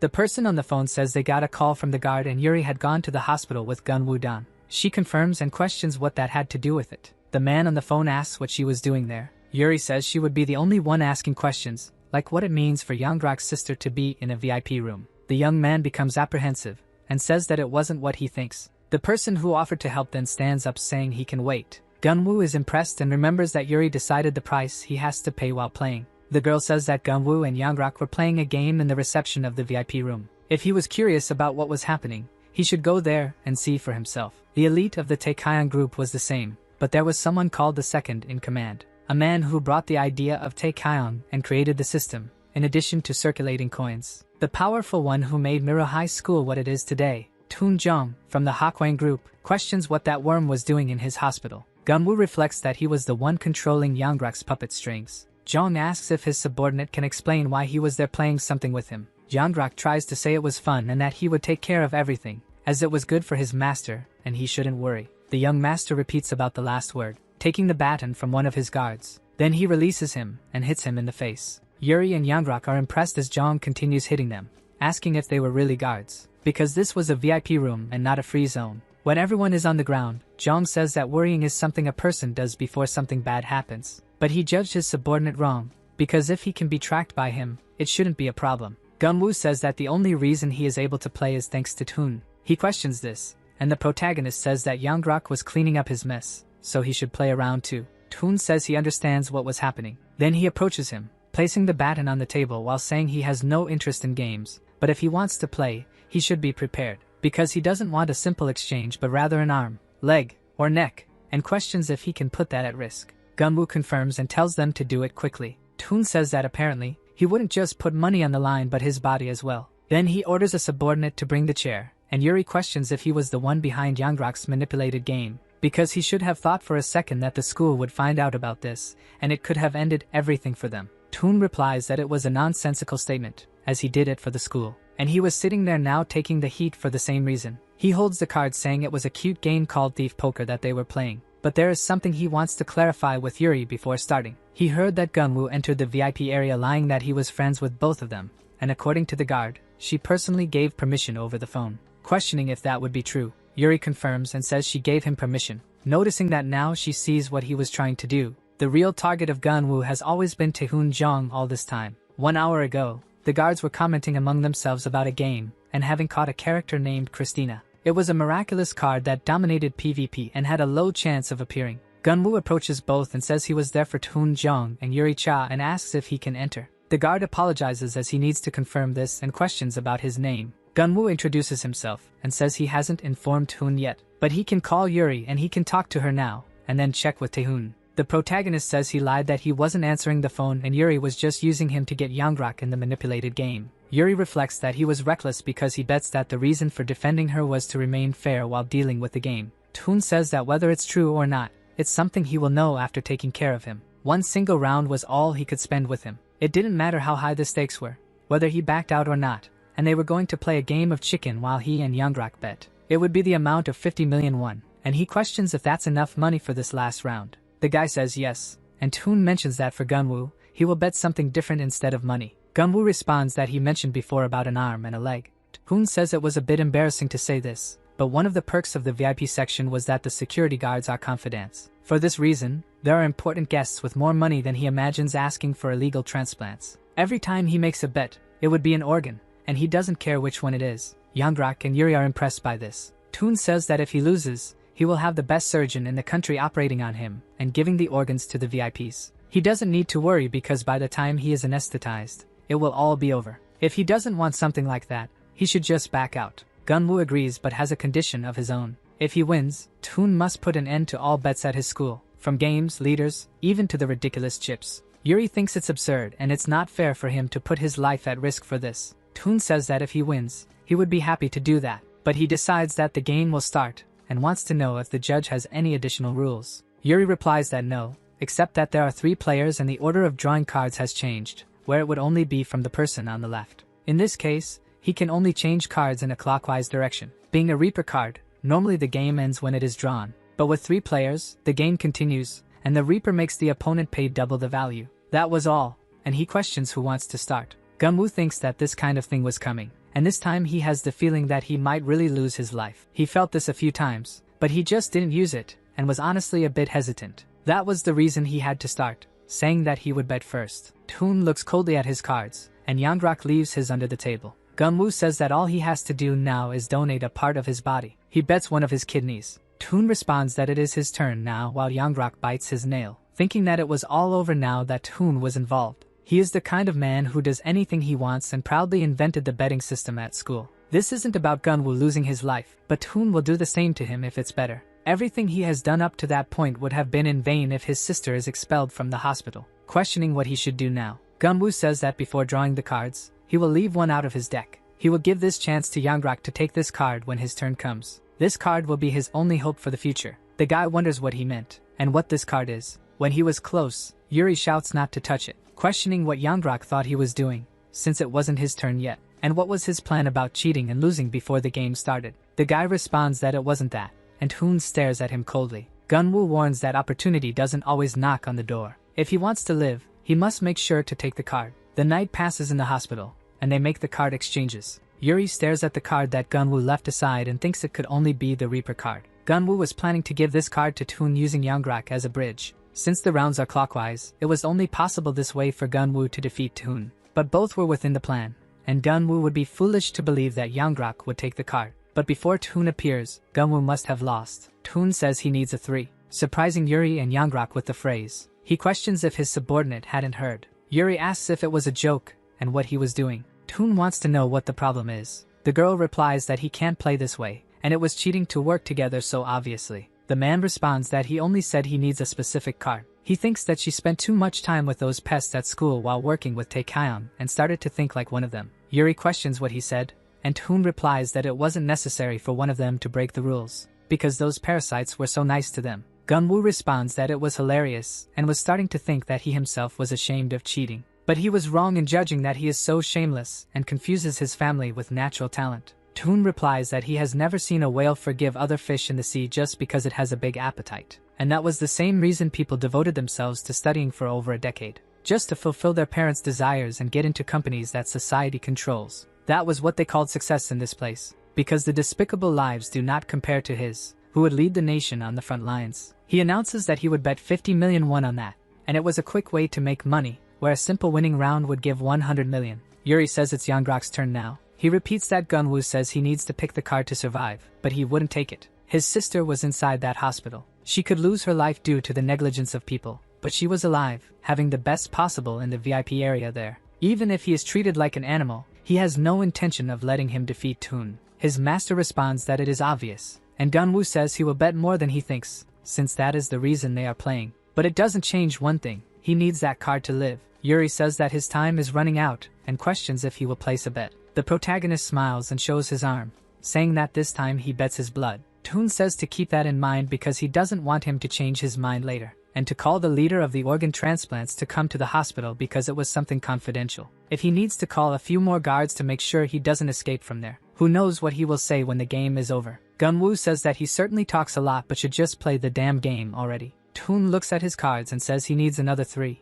and if he doesn't have it, he should check if Gunwoo has. Yanggrak repeats that he doesn't have it, and will do that when he places his bet. Yuri reflects that the fact that he is trying to get his hands on 2 other cards means he started with a single pair of 3s. With another 3, he would have a 4 of a kind in his hand. Even if Gunwoo doesn't have a 3, Yanggrak will do everything to help Toon and questions how the protagonist will turn the tables now. Someone enters the room and says that Mr. Yanggrak is there, and his sister suddenly regained her consciousness. Yanggrak is surprised and says he will go with her now, but Toon tells him to sit down, because he was only playing this game because of him, and shouldn't dare to leave the game before him. He brought this upon himself, so he must take responsibility and finish the game. Yanggrak puts the cards on the table, and says he shouldn't be messing with him at this moment for God's sake. Gunwoo watches from afar and thinks that this is exactly what he was waiting for. Toon and now Yanggrak's sister, everything was pressuring him. He has all the conditions ready to use his final tactic to take down Toon Jong. The master repeats what Yanggrak had said, saying that he seemed to have picked up some foolish language since he saved him,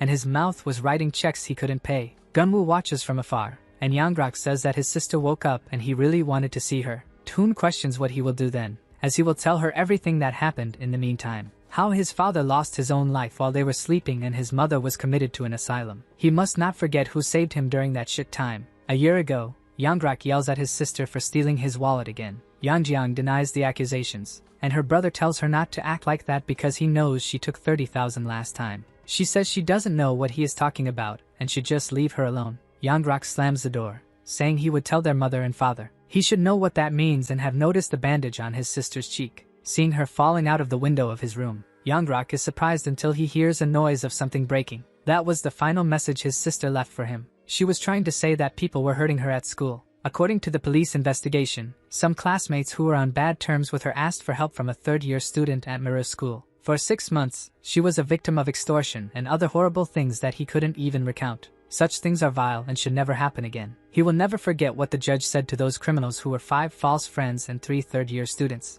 The judge states that he appreciates the gravity and seriousness of this case and the consideration of the burdens that will affect the future opportunities of the defendants. The possibility of there being sexual curiosity during adolescence, or a spontaneous act due to pressure. The father shouts that these future brutes committed horrible acts against his daughter, and could never simply call it curiosity. Wanting to know what he should consider, he demands to be told quickly. They gave a probation and 3 days of community service to the bastards who did this to his sister and left a mark on her body forever. A week after the verdict, a box arrived at home. His father quickly opened it, coming face to face with some photos. Yanggrak was walking at school and received a video on his cell phone. Those videos of them beating his sister that they filmed to threaten her, and this was retaliation. Everyone suddenly received the same video. Yanggrak turned and ran in a different direction. He reached the teacher's lounge and said that they were sending these videos. And it was those bastards from the 3rd year, so he wanted to ask for help because it might be too late to call the police. So they should help with this, please. But everyone just stared at him coldly. Dongcheol signaled for silence,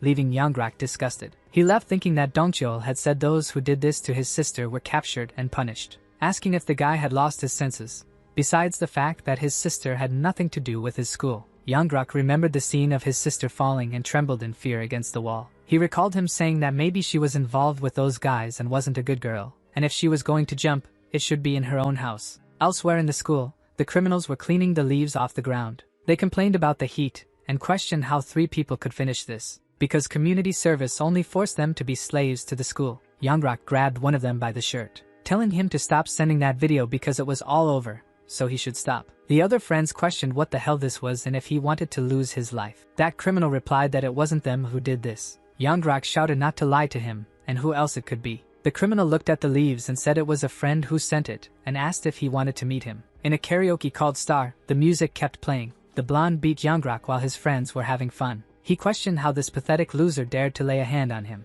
Yangrak begged him not to continue tormenting his sister. The blonde said he would decide that, and he was going to send that video of his sister in the teacher's lounge. Yangrak pleaded with him not to do that, falling into despair. Then he bit the delinquent's thigh. He screamed that he was going to take the life of this little piece of trash. The cell phone fell to the ground, and the criminal said he was going to end this and would cut his mouth properly. His friends tried to stop him because they would get caught if he did that. Yangrak begged him to stop while the scar formed on his face. Back in the present, he kept his head down. Toon told him not to forget for the grace of who is capable of dealing with this idiot, and to be aware of where he was at that moment. He should sit down if he understood what he meant. Yangrak sat down and apologized for that. Gunwoo said he was starting to understand the reason his sister had been locked up there for a year. Yangrak questioned what he meant by locking her in the hospital. Gunwoo said he felt something strange since Yuri told him, as unless she was in a vegetative state, there was no reason to stay there for a year. And when he went to the VIP room and saw his sister for the first time, he realized that wasn't the case. She looked very healthy,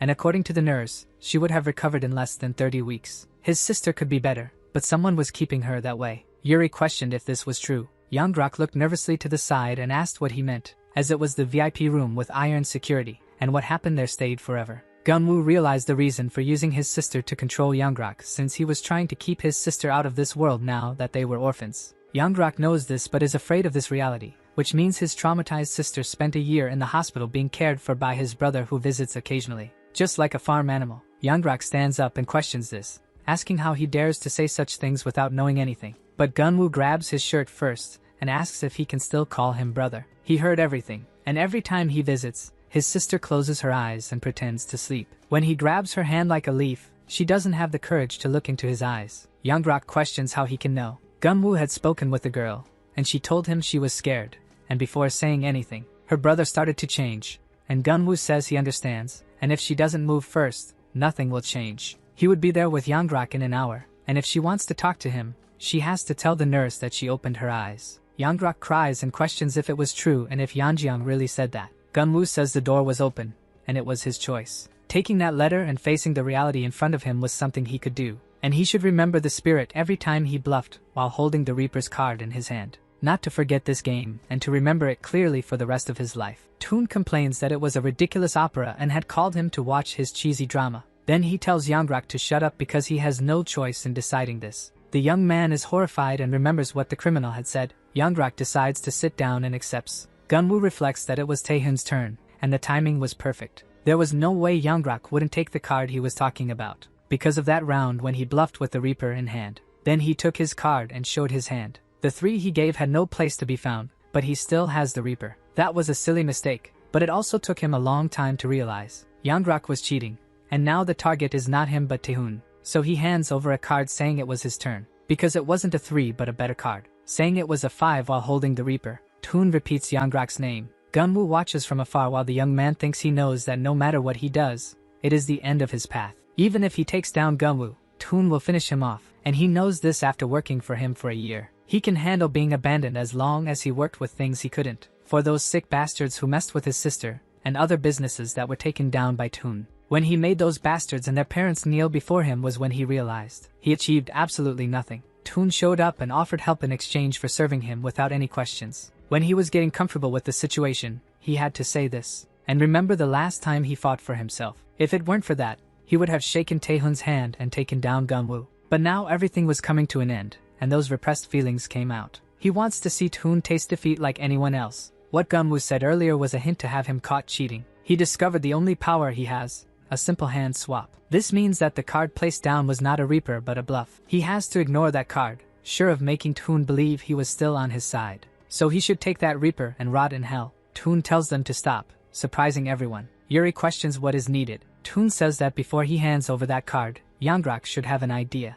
This was the turning point, and he cannot make any decision he cannot be responsible for. That act of mercy was for having served all this time. Gunwoo thinks that in no way does he know anything. Yangrak wonders what it means and if he realized how he was playing with him. But there was no way, as it was a bluff, and he was saying anything that came to mind. Yangrak questions what it should be, because he was just trying to be of help to him. Toon takes the card and looks down, saying he will take this but does not add it to his hand. They will see what happens with the other cards. The table goes quiet, and Dongwoo thinks that if he really gave the card to Taehoon, Yanggrak will not bet in the next round. He warns that they can only bet without calls and questions if they can show their hands. Yuri says that in this case, anyone can call the bet, and if it's a majority call, the bet is cancelled and everyone shows their cards. Gumwoo thinks it was the same way he planned to do it. All Yanggrak needs to do is call, and then the game will end. This way, Taehoon would be defeated, but he notices something strange. Yanggrak was trembling with fear upon seeing a card. The protagonist wonders what was happening. Yuri warns that his turn is about to end. The boy trembles and lowers his hand, pointing to a card. He says he calls and will not place a bet. Yuri questions Gumwoo, who responds that he is the same and has had enough. Yanggrak trembles with fear, and Taehoon looks at his hand. The judge announces that this game is worth a total of 200 million won with extra conditions, and they will start showing their hands. They will go one by one, and the first was Gumwoo. The young man thinks about everything that could happen and looks at his hand. Placing the cards on the table, he shows that it was a pair of fives. Yuri reflects on this and honestly did not expect him to call, wanting to know what that card was aside. Gumwoo shows the one that remained in his hand, complaining that it was a weak card for someone betting their life. Yuri wonders if he didn't hide anything and if he was bluffing to Yanggrak. Then he announces that it's Taehoon's turn. The master turns his cards, showing that it was a pair of aces. Gumwoo thinks that's it and tells him to wait, because he was trying to have a full hand of 3 but only has one of them when he left at least 2. Yuri tells him to turn over the last remaining card. Yanggrak asks him to wait because he will show his hand first, turning his cards and surprising Gumwoo, who thinks about what this means. Looking at his new ally with anger and thinking about his blood extraction, because everything was over now. They noticed that the Reaper was in Yanggrak's hand, wondering what on earth made him call while holding the Reaper. Gumwoo thinks that Yanggrak chose not to turn against Taehoon in the worst case scenario, but ending with this card face up. Taehoon stares at this and smiles. Yuri says it was the Reaper card that changes the game a bit. Normally anyone wins when they place their bet, but when the Reaper card appears, that person takes everything. In this case, Yanggrak has to cover the second and share with the first, meaning he has to pay 200 million won, but Gumwoo tells him to wait a second. Then he turns over the card he gave to Taehoon, it being a 4 and not a 5 as he said the card was face down. Taehoon says the Reaper is out and wants to know if he expected something like this. Taekyon was right, and time spent with a trivial man like him was a waste. Gumwoo responds that he talks a lot for someone who barely won. His opponent says he didn't see what was happening and was the one who made this game trivial. It was so bad that he didn't even have fun, and they don't need to work on something that will be forgotten. Telling him to discard Yanggrak's younger sister tomorrow at 11. Also collecting every card he collected during this year down to the last penny, thus leaving them alone while Yanggrak complains that he already knew that he would betray him, and what he did out of compassion was just self-destruction. This was all Gumwoo's fault. Because of him, his life was completely ruined. The result of the thieves' poker was Gumwoo winning 200 million and Yanggrak losing everything. That young man walks through the park, and Yuri asks how he can just leave and not wait for her, since he was the one who brought her there. Gumwoo questions where Yanggrak was, and she says he was talking to his sister. She doesn't know how they will live in the future, but at least he spoke with a smile. Gumwoo thanks her because she managed to help a lot until the end, and Yuri says she just followed the rules. But in any case, she should explain what happened back there. Gumwoo looks at her, and Yuri questions if she understood correctly, as it seemed that Yanggrak paid the price for cheating Taehoon. The protagonist confirms and is surprised that she caught on so quickly. When Yanggrak bluffed with the Reaper card first, he realized more than once. His bet was that he was keeping it up his sleeve, and it was a skill of hiding cards that people call bullets. When Yanggrak did something similar, he thought there was no way to shoot a single card. Once he understood how he cheated, he wanted to use that to take down Taehoon too. First, his plan was to defeat Yanggrak with his sister to take down Taehoon, but his mind changed along the way. The call to the reporter who took down his father made him think he should ruin Yanggrak too. Yuri says that Taehoon mentioned Yanggrak didn't have the Reaper either but brought the downfall upon himself. The protagonist says he was right, but it was clearly more complicated. He clenches his fist, thinking that Taehoon started with the Reaper in hand and gave it to Yanggrak in the final round. Yuri questions this because it doesn't even make sense, and he can't do that with the card. Gumwoo says he knew Yanggrak would pass the Reaper. He took the card that Yanggrak gave, and his cheating was revealed since there were 2 Reapers. He realized that Yanggrak gave him a Reaper, and that's why he offered the school. Yuri questions why do something so pointless, as he could just say Yanggrak cheated. Gumwoo says she may not know, but every family was like that. Cheating or not, he thought fighting someone beneath him was shameful. Yuri listens to the hypothesis and comments that it doesn't make sense since Yanggrak definitely didn't give the Reaper. He took the last card from Taehoon for himself. The protagonist confirms and says he still has no explanation for this last one. Yanggrak handed over the Reaper, and apparently, Taehoon switched it along the way, but he doesn't know how since he didn't even touch the card. Yuri thinks that Toon was the one Taekayang trusted the most. But now he can get rid of the Reaper knowing that Yanggrak cheated, and it wasn't even possible with superpowers. Gunwoo says he almost managed to defeat him. If he had stayed calmer, he could have defeated Toon since he started with a Reaper in hand. If he had just pursued the bluff about exploitation, it was a way to provoke him into taking the Reaper card. Toon advanced too and left him that way, and there was an opening. Gunwoo stares at the sky while a moth flies, but soon it falls to the ground. Someone steps on the insect, and Gunwoo remembers Toon saying that he doesn't need to work with something that will be forgotten. The protagonist complains that he was still angry about not winning, and it was really fast, because that wasn't something he normally did. Yuri questions what on earth that was, and Gunwoo replies not to worry because they were just after him. Then he thanks her for helping him, as he couldn't have even started without the girl. Yuri calls for him while running and hears the security guards trying to prevent him from leaving. One of them tries to hit Gunwoo with a baton,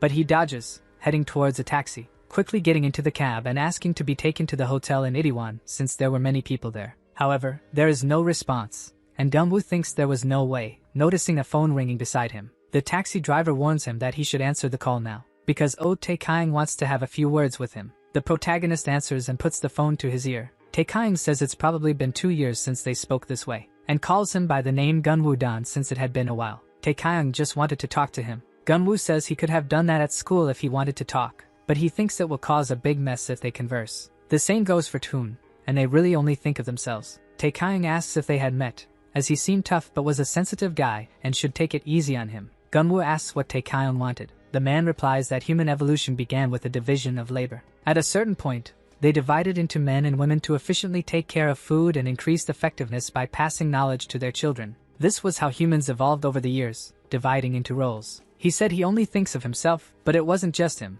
Athletes, and even the driver in front of him have roles he knows. But he wants to know about the protagonist. Revenge made no sense, and he was selected outside of evolution and would disappear if he remained fixated on the past. But someone talented like him was living like this, asking Gunwoo to come to his side because he will take responsibility for restoring his father's innocence, and he will give him a role in life. Gunwoo hears this and laughs, saying he was wondering what he would say, but this was all nonsense. And if that was his plan, he didn't need to act this way if he wanted to keep him on his side and slowly take his life if he accepted the offer. If the division of labor was essential for evolution, his group was the virus blocking it. If he can think again, he will say that people without knowledge have different jobs than him, but he should respect everyone. Do not be arrogant to think that everything belongs to him, and will be in front of him when he lowers his guard. Taekayang says he has no choice and what his final words were. Gunwoo replies that the school snack shop was meant to store more pastries. Then the car is thrown off the bridge, falling at an incredible speed and flipping along the way. Gunwoo turns upside down, and thus they crash to the ground,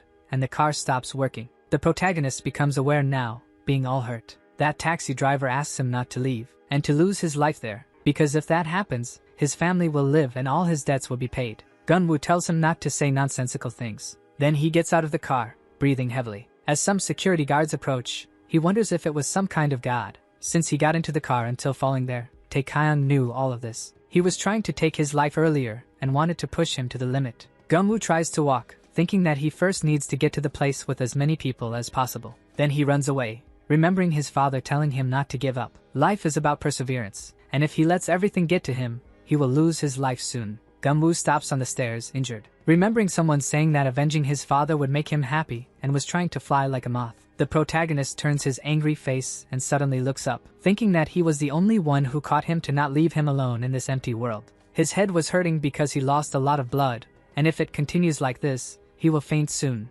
Gunwoo needs to go to a hospital and will ask for an ambulance from COJ or anyone, until he notices someone approaching from behind him. Gunwoo calls for the ambulance, saying he is on the Seonsu Bridge, but he gets startled when he realizes who it was and drops his phone on the ground. The person on the phone calls, asking where he was and calling several times. Gunwoo just repeats Taekayang's name and asks how, but that person behind him touches him and applies force. Gunwoo gets startled as he is pushed off the bridge. Deputy Dan apologizes to his son while smiling. Gunwoo is literally left without ground and falls, extending his hand, finally landing in the river below the Sanju Bridge. People find the congressman and say that the police reported there was no prosecution in the irregular admission of his son. Some said the investigation was shut down, and he was proven innocent, begging for a comment. Don simply says he wants to express apologies for causing problems, and feels lucky to have a fair investigation that showed he was innocent. He will use this opportunity to reflect his identity, and the congressman they know is still there, since nothing had changed anyway. In the car, a man says that his interview was smart. There was some opposition response,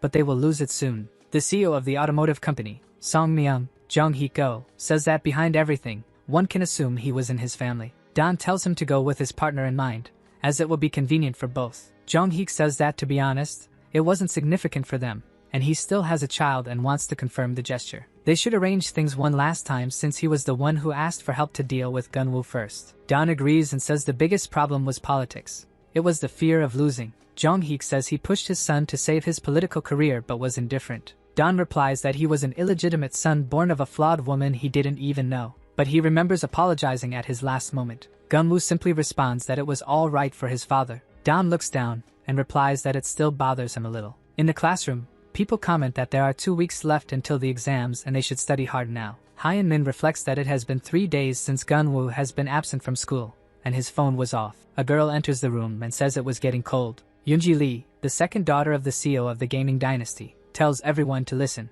People complain that they came and were out of money again. Hyun-min questions if they will do this in this test again. The girls put a 2 on the board. The students complain that it wasn't fair and only their class had this, while the others had 8 people. Yoonji says that circumstances change, and for this test, the auction will start at 500,000 coins. After coins were introduced in the school, they started selling questions to the students. The grades have become absolute averages, so if he does well on the test, that's all it is, and the Tae Kyung family uses this to encourage betting. Remembering Gunwoo saying it feels like a real school, a student stands up and says he's talking to her. If she was selling questions, it should be fair, but it was limited to 2 people, and they were making it competitive to drive up the prices. If she's going to do it this way, she should get out because it's becoming unfair to do this every time. Yoonji tells him to just report it. Then she questions how many inspectors there are from the education office in Seoul and mentions having dinner with them last week. The student says she doesn't need to call. Yoonji approaches, asking if he knows a police officer because she wants help and wants to know where she should enter. So he should hurry up and say where he's going. The student apologizes for saying nonsensical things. Hyun-min reflects that no one can handle this, and if they do, they get expelled from school, because school is the whole world for them. The guy looks at the phone on his desk and wonders what happened to Gunwoo. Just his farewell message telling him to go to a room in Wangchun with the code 7204 on the door. Hyun-min didn't say more because of his anxiety about not getting a response, but something was bothering him. His school needs Gunwoo now. He goes to the address and says it must be around there, but there are many rooms, and it's hard to figure out. Going to room 00 and commenting that it was there. Yuri questions why he was there. Hyun-min quickly recognizes her, and Yuri says it was like looking into hell to see him because he looked like trash. The guy tries to say no and wonders why she was there and needs to leave first. Yuri says Gunwoo isn't there and has something to tell him, so he should look inside. Hyun-min repeats that, and Yuri says when he sees what's inside, he will understand. In room 201, Hyun-min types in the code and unlocks the door, coming face to face with a ton of money on a table. Hyun-min wonders if it could really be real money. Yuri says it's as if it had been thrown there. Gunwoo wasn't anywhere, and it just accumulates like this. Asking if he really doesn't know,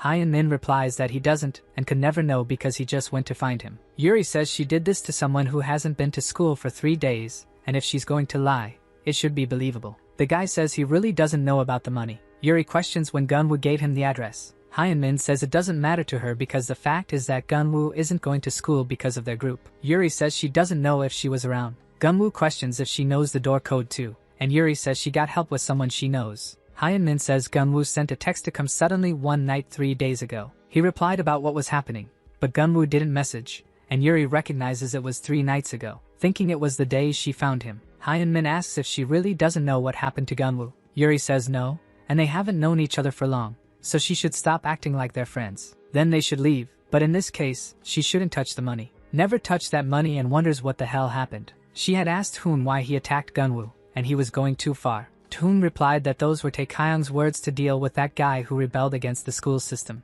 Yuri says no one there knows how to be reasonable, and Hyun-min stays behind looking at the money on the table. In the Mura High School dormitory, the nerd says the leader will double the points for anyone who arrives late today, and they need to hurry. Asking if he should take Yonggrak's backpack first. The guy replies that it's fine and should go ahead. Hyun-min looks at him apprehensively but continues to the classroom. People comment that they sold answers to the tests in the classroom, and 7 people were unlucky. But some people didn't buy because they didn't have money and should just study hard. Until they notice there are many trucks around the school, bringing a lot of dust. Dozens of boxes are placed on the classroom table, and Miho says that as compensation for the 26 victims, the school will give a gift to the school. Those who lost money should go towards them. The students shout that they really gave those headphones for free, and it was really amazing. Miho says that those who lost 10 silvers or more should go over there, and this class no longer has a leader. Yuri was supposed to come to give the report, but will first say that they can exchange there, and the currency exchange will be allowed again soon. They were doing this for free and should bet next time. Hyun-min says that if the leader didn't come, it means there isn't one, and he wants to know what happened to Gunwoo. So he goes outside the room, telling Miho to wait. The guy turns around and questions what happened. Hyun-min clenches his fist and says that until Gunwoo arrives, he is the representative, and should be taking care of the leader's duties. Unless Gunwoo comes back to decide, he thinks it was right to ban betting in the room. His subordinate gets irritated when he says this, but Miho tells him to wait, because he must be Hyun-min who reported to the Ministry of Education, kicking him to unbalance the guy and knocking him to the ground. Hyun-min sighs, but Miho grabs him by the neck, saying that this was the reason for having to clean up pests from the beginning, and the school's order was terrible because of Gunwoo. If he didn't like it, he should just leave or put his head down on the desk and study calmly. He presses the guy's neck and moves to throw him against the ground. Hyun-min screams in pain, and people gather there to find out what was going on with that sound. Miho says he didn't hear about this. Hyun-min tries to get up to speak, but is hit in the stomach. Miho says he wasn't able to hear. Hyun-min reflects that he will have the chance at some point to make these guys pay. He thought wrong about what Gunwoo meant. Buddha questions what they are doing there, and Palmyra says it's Miho. The delinquent questions when he was hit and was talking nonsense, because he should speak with absolute certainty. Hyun-min thinks that in the end, he can't leave the school and is just standing still waiting for this place to build his life. If he doesn't fight now, the chance may never come. Saying that if he didn't hear, they will say it one more time. He said no and holds Miho's fist in his hand. The guy repeats that he won't, and Miho says it was fun, looking angrily at him, but steps back saying that if he says so, then that's it. Hyun-min is surprised, but behind him, Director Jang is coming. Miho tells him to do whatever he wants, and we'll see how long this lasts. During the night, Hyun-min takes a ken from the vending machine. He thinks that he can't see clearly without glasses and should get contact lenses. Then he sighs a little, and Yangrok appears there saying he heard about him messing with the Taekyeon family, and wants to know if he is leaving the school too. Hyun-min tells him that he was hit suddenly. Yangrok questions about the glasses, and the guy replies that they were broken. They broke his glasses twice in 2 weeks, once by Yango and another because of Miho. He said he just fell before but doesn't know what to say this time since they are expensive.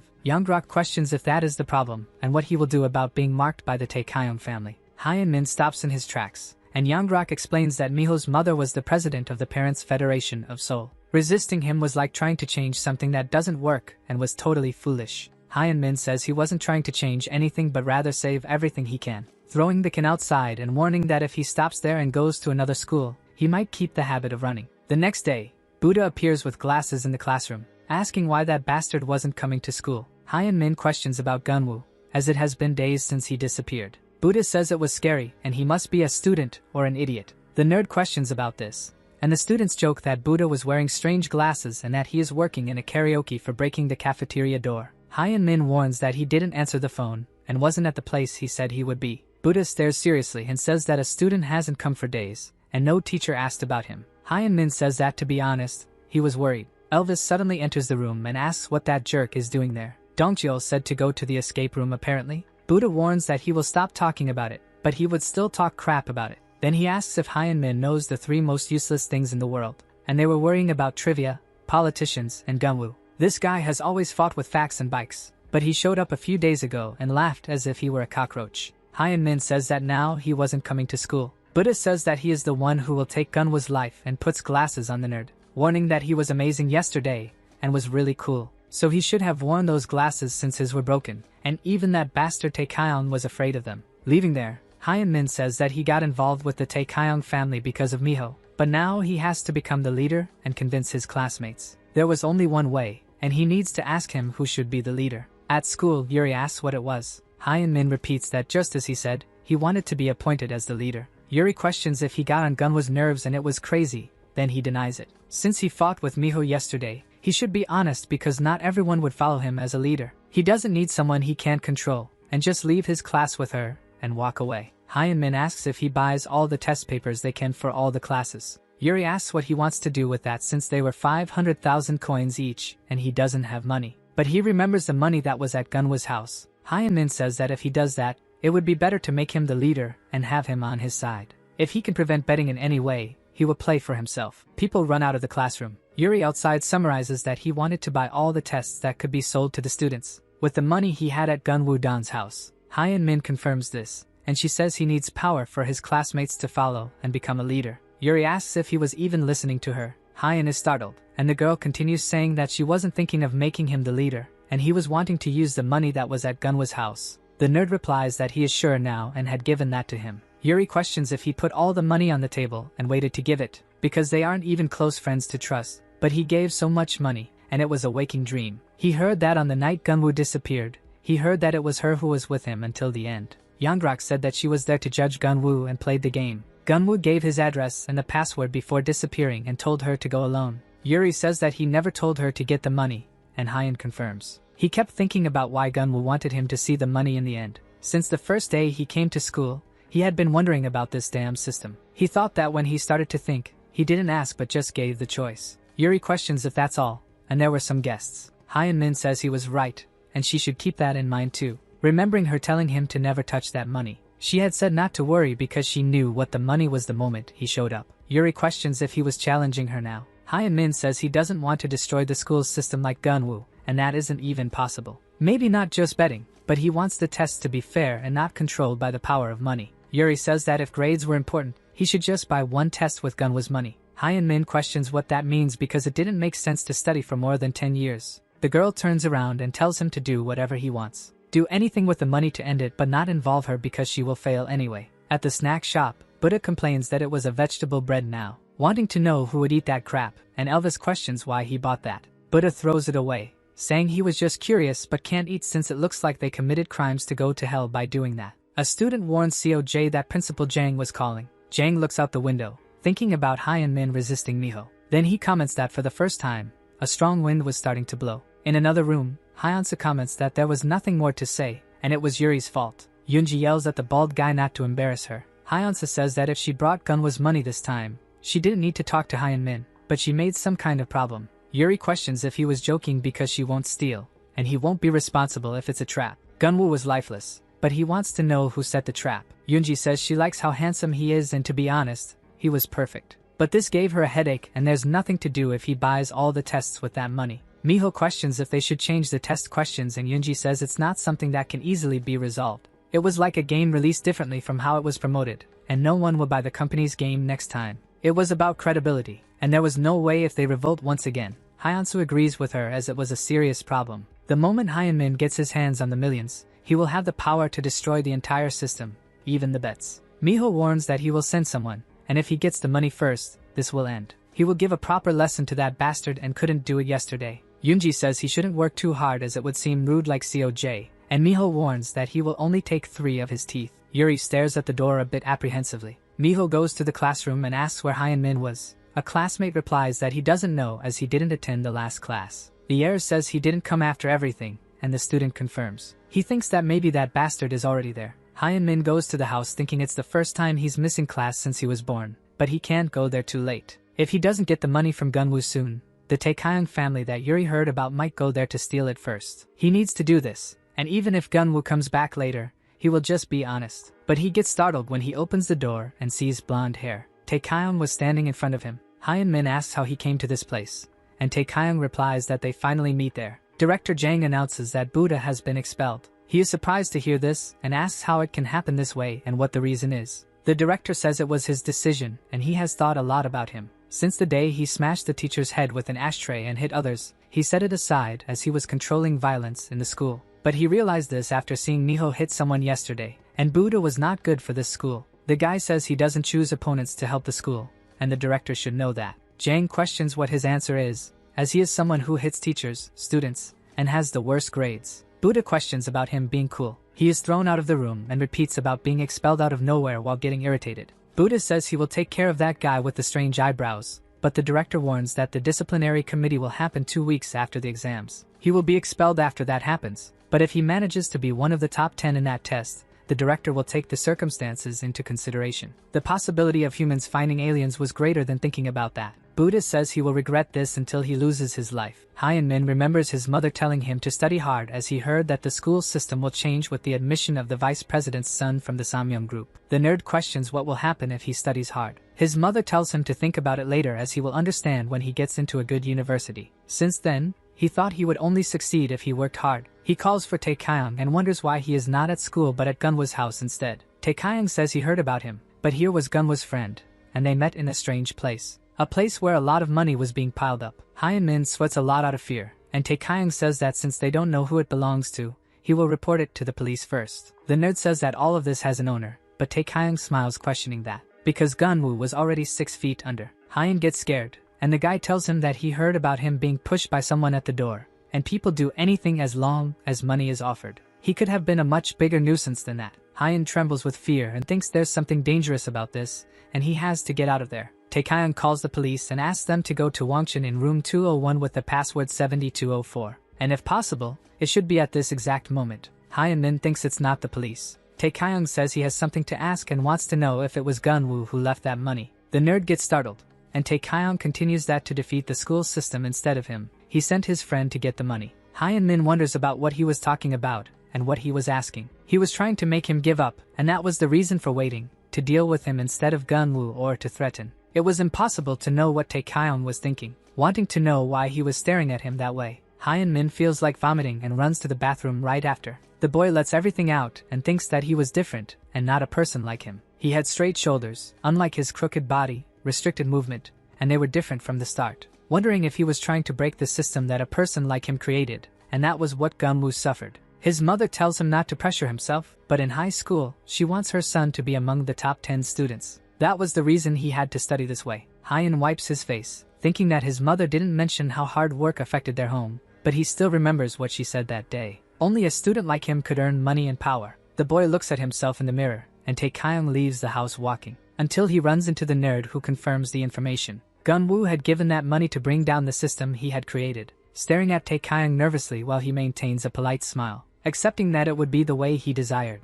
And it was good to have met Hyun-min this time. The next day at school, a student shouts that it was bad, warning that Hyun-min had really caused the problem this time. Miho tells him to repeat what he said. Hyun-min suggests that they play a game along with the test. In the dormitory, Yangrok looks at all the money on the bed, asking if it was all at Gunwa's house, and Hyun-min confirms because he had counted it before, and it seemed to be around 450 million. Yangrok says he wouldn't leave that much money with him under any circumstances. And why did he do that unless he was crazy? Hyun-min says that when he thinks about Yuri responding and seeing Taekyeong there, he says there is something highly suspicious about that money, and they could have taken it if it weren't for him. But anyway, he would continue, and Yangrok suggests taking it and transferring schools, because it was close to 1 billion wons, and he must know how big that is. He read online that he was above 1% if his annual salary was 130 million, just 1 in hundreds of workers, and that person can save money for 5 years without earning anything except taxes to have that much. Most people don't even come close to that, but his friend was playing as if it were nothing. And that idiot was crazy because he shouldn't act like Gunwoo and just switch to another school now. Hyun-min completely denies that possibility, because he had nothing to say to his parents. They made him stay in the dormitory because of the boys from the Song Myung group coming, but he couldn't just change schools with someone else's money. Opening a space in his wardrobe and storing the money while Yangrok says he was hiding it in front of him and could hand it over. Hyun-min replies that he wouldn't do that and trusts him, as long as he didn't tell anyone else that he made money from illegal gambling. Yangrok repeats that and remembers his sister telling him not to use it as an excuse because she created a betting house to make money. The boy tries to say that it wasn't like that and he worked hard to pay the hospital bills in his house, but Yang Jong tells him never to do that again, because he doesn't want to see him having more bad times because of his fault. Yangrok grabs his attention and asks what the plan is, because he has things to do with the Taekyeong family and also owes 200 million to Gunwoo, so he will help. The next day, the family members repeat about playing a game with the exam. Hyun-min confirms because, as they know, he has the money from Gunwa's house, and if the tests are sold, he can use them too. If that is the only way to make the exam fair, he would do it, but it would be a loss for both sides, so they should decide who to give it to. Miho tells them to get out of there because it was getting on his nerves, and he wouldn't listen to him just because he had some money. Hyun-min remembers that Yangrok said that regardless of the condition, they wouldn't accept a deal. The principal appears in the room saying that everyone was gathered, and he thinks that Hyun-min has a great idea. Miho is surprised and calls the principal. Yangrok had told him that the principal seemed very close to the Taekyeong family, but he really wasn't. He started to help but then withdrew and went to the National Assembly where he accepted 5 terms and became a representative of the National Assembly. The director only came to his school since it was private and seemed nice but was a man with power and authority. Anything the Taekyeong family does in front of him is nothing, but he is the most liberal person in the authority war. He came only out of passion for educating the new generation and will treat Hyun-min well. Yuri asks what he heard from Hyun-min. The director explains to choose a leader from each class and compete in the exam. Students will get 1.5 million won and the director will write a recommendation letter for the class leader. Jang says yes and he was very grateful for coming with this opinion to the school. Hyunsu repeats this, as he decided to be with this loser without even talking to them, and only now they were informed about it. The director says it was his school and it was strange for an educator to inform the students. Yoonji says it was not good as they would have to go to each class to announce the exam issues like an idiot. Miho throws a table and says he will do it because they are not going to lose anyway. Since the educator was there, he will add another rule, where his class competes with Hyun-min. If he wins, he must expel that guy who caused trouble at school and it was his job to crush that idiot wherever his mother goes. Hyun-min says that if he wins, Miho should be the one to leave the school and so he agrees. The director says he intends not to hear that, as the disciplinary committee can handle any problems according to the school regulations. Since there are 2 weeks until the tests, they should choose the class leaders and announce them. Some time passes and Hyun-min walks thinking it worked, and the Tae-kyung family accepted his offer in the end. He enters the room and everyone glares at him while he thinks he can do this. In a gym, a radio plays a statement from Nelson Mandela saying that if he is afraid for never having done or thinking it won't work, he needs to have the courage to say he will work on it somehow. A man asks what is with all this work since they haven't even left there, and should go eat soon. Calling Gunwa's name who just looks back. On a mountain, the guide warns everyone to hurry as the camp was nearby. They finally reach the top last, thus staying at a camp with lots of food. Miho's mother, Soo-young-young, says she heard that the product that Changho Pharmacy created was approved by the KFDA. A woman asks if it was controversial, and Soo-young replies that her brother-in-law works there. Once they open the factory in Cheongcheongdo, they will offer discounts of over 1 trillion won in a year and hope to grow more. The woman questions if she can put her money there, and an old lady replies that it seemed easy. In-suk, the director of the Royal Gallery, says that Changho Pharmacy rebated billions and there are rumors of the KFDA manipulating prices. Soo-young responds that it was a wild guess and they were stating facts, but In-suk replies that her son talked about it and was a professor at the National Unit of Seoul. She understands since her son goes to a medical school, but it was still high school. A young man asks what school it is since he never heard of it before, and In-suk says she doesn't know if her nephew's portfolio will be of much help. Miho's mother keeps a smile on her face. An attendant arrives there and says they were all there, but he brought something for In-suk and doesn't want to keep her waiting any longer. There was the black card of her Korean VDIP. In-suk says it looks beautiful and the man replies that she is his 105th buyer in the country. If any piece she wanted is missing later, he would send it, but In-suk denies the possibility. Soo-young questions if Mr. Kim should send his as well. He replies that the process was restricted and he is very sorry, but it was about her youngest son being in a school that encourages gambling. Her 3 children grew up well and if the youngest does well, he will deliver it himself. Soo-young says he will definitely do that. But at home, she vents her anger by hitting Miho's face. The boy lowers his head and his mother says she promised his father that they would raise the children together, to filter the trash, and he is her beloved youngest. Hitting a few more times while saying that his brothers studied or followed their father's business, but he goes to that school and becomes the family's disgrace. Miho asks for forgiveness from his mother, and she hits him once more, questioning if he thinks he would be a star by joining Song Myung and Hakwang, and they will abandon him if he becomes a mess. She heard that they would be choosing the representatives soon and would receive a letter from the principal. He must be sure to get the letter or he will no longer be part of this family. The next day at school, Miho kicks the classroom door. He asks what happened with Yoonji and if she got the questions. The girl says yes, and the principal took them, but they will still have the class competition. She notices the slaps and asks if her mother was a good fighter. Miho says it was fine and it was just a high school exam now. Yoonji asks in case Hyun-min wins, as he is always one of the top 10 in the school. Miho says it was obvious and he wouldn't even let him participate in the first place. On the court, a man hits Yango using a trophy as a weapon. His friends watch mockingly while Miho says he heard that gangs use this, and a trophy isn't bad either. Jamung was trash but made good rules, and his class was a mess. Questioning if the 3 of them were the ones who gained the most from Jamung, as it could make their lives easy like before. Throwing some stacks of money on the ground, Miho says they will choose the class representative to compete with others for grades, and students will win $1 million each. Instead, Yango will be the representative and must mess up the test to be the leader. Yango tries to say that Yuri would choose the leaders. Miho picks up the trophy from the ground and hits him in the face,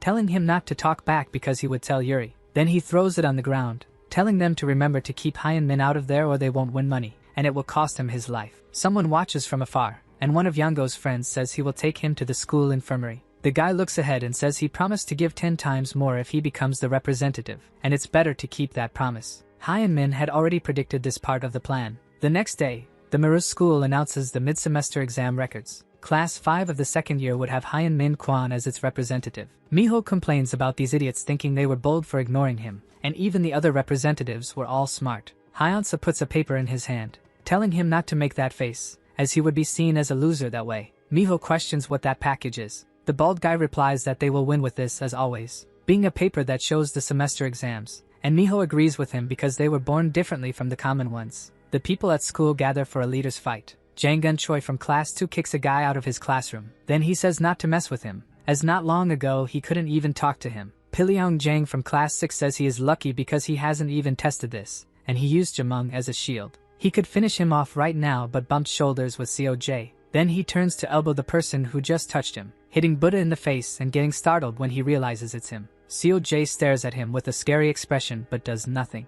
Jang apologizes because he didn't see him and asks if he is okay. COJ closes the book and says he is fine and wants to know about him. People in the room comment that Buddha will represent his class in the upcoming competition. The principal will expel him if he doesn't get a passing grade, and it's the same as telling him to leave. A girl thinks COJ has a way out of this, and it's by hitting each teacher. He was majestic, but his head was completely empty. At the snack shop, Kong imitates COJ, and Palmera jokes that even kids speak better than him. His stomach hurt from laughing so much, and his friend starts to help him. Kong imitates Buddha again, saying he is fine. COJ tells the two to stop before he crushes them into tiny pieces. Elvis questions how studying will help him and suggests he talk to the principal or transfer. Buddha says he is a man and cannot give up without trying. Palmera says he is in the top 10, and that isn't even possible since there are less than 2 weeks left. COJ remembers that the principal said he was in too many fights and was right, where he even hit a teacher. Even Hyan Min from class 5 had the nerve to face the Taekyeong family, and he doesn't want to run and embarrass himself. He will prove to everyone what kind of man he is.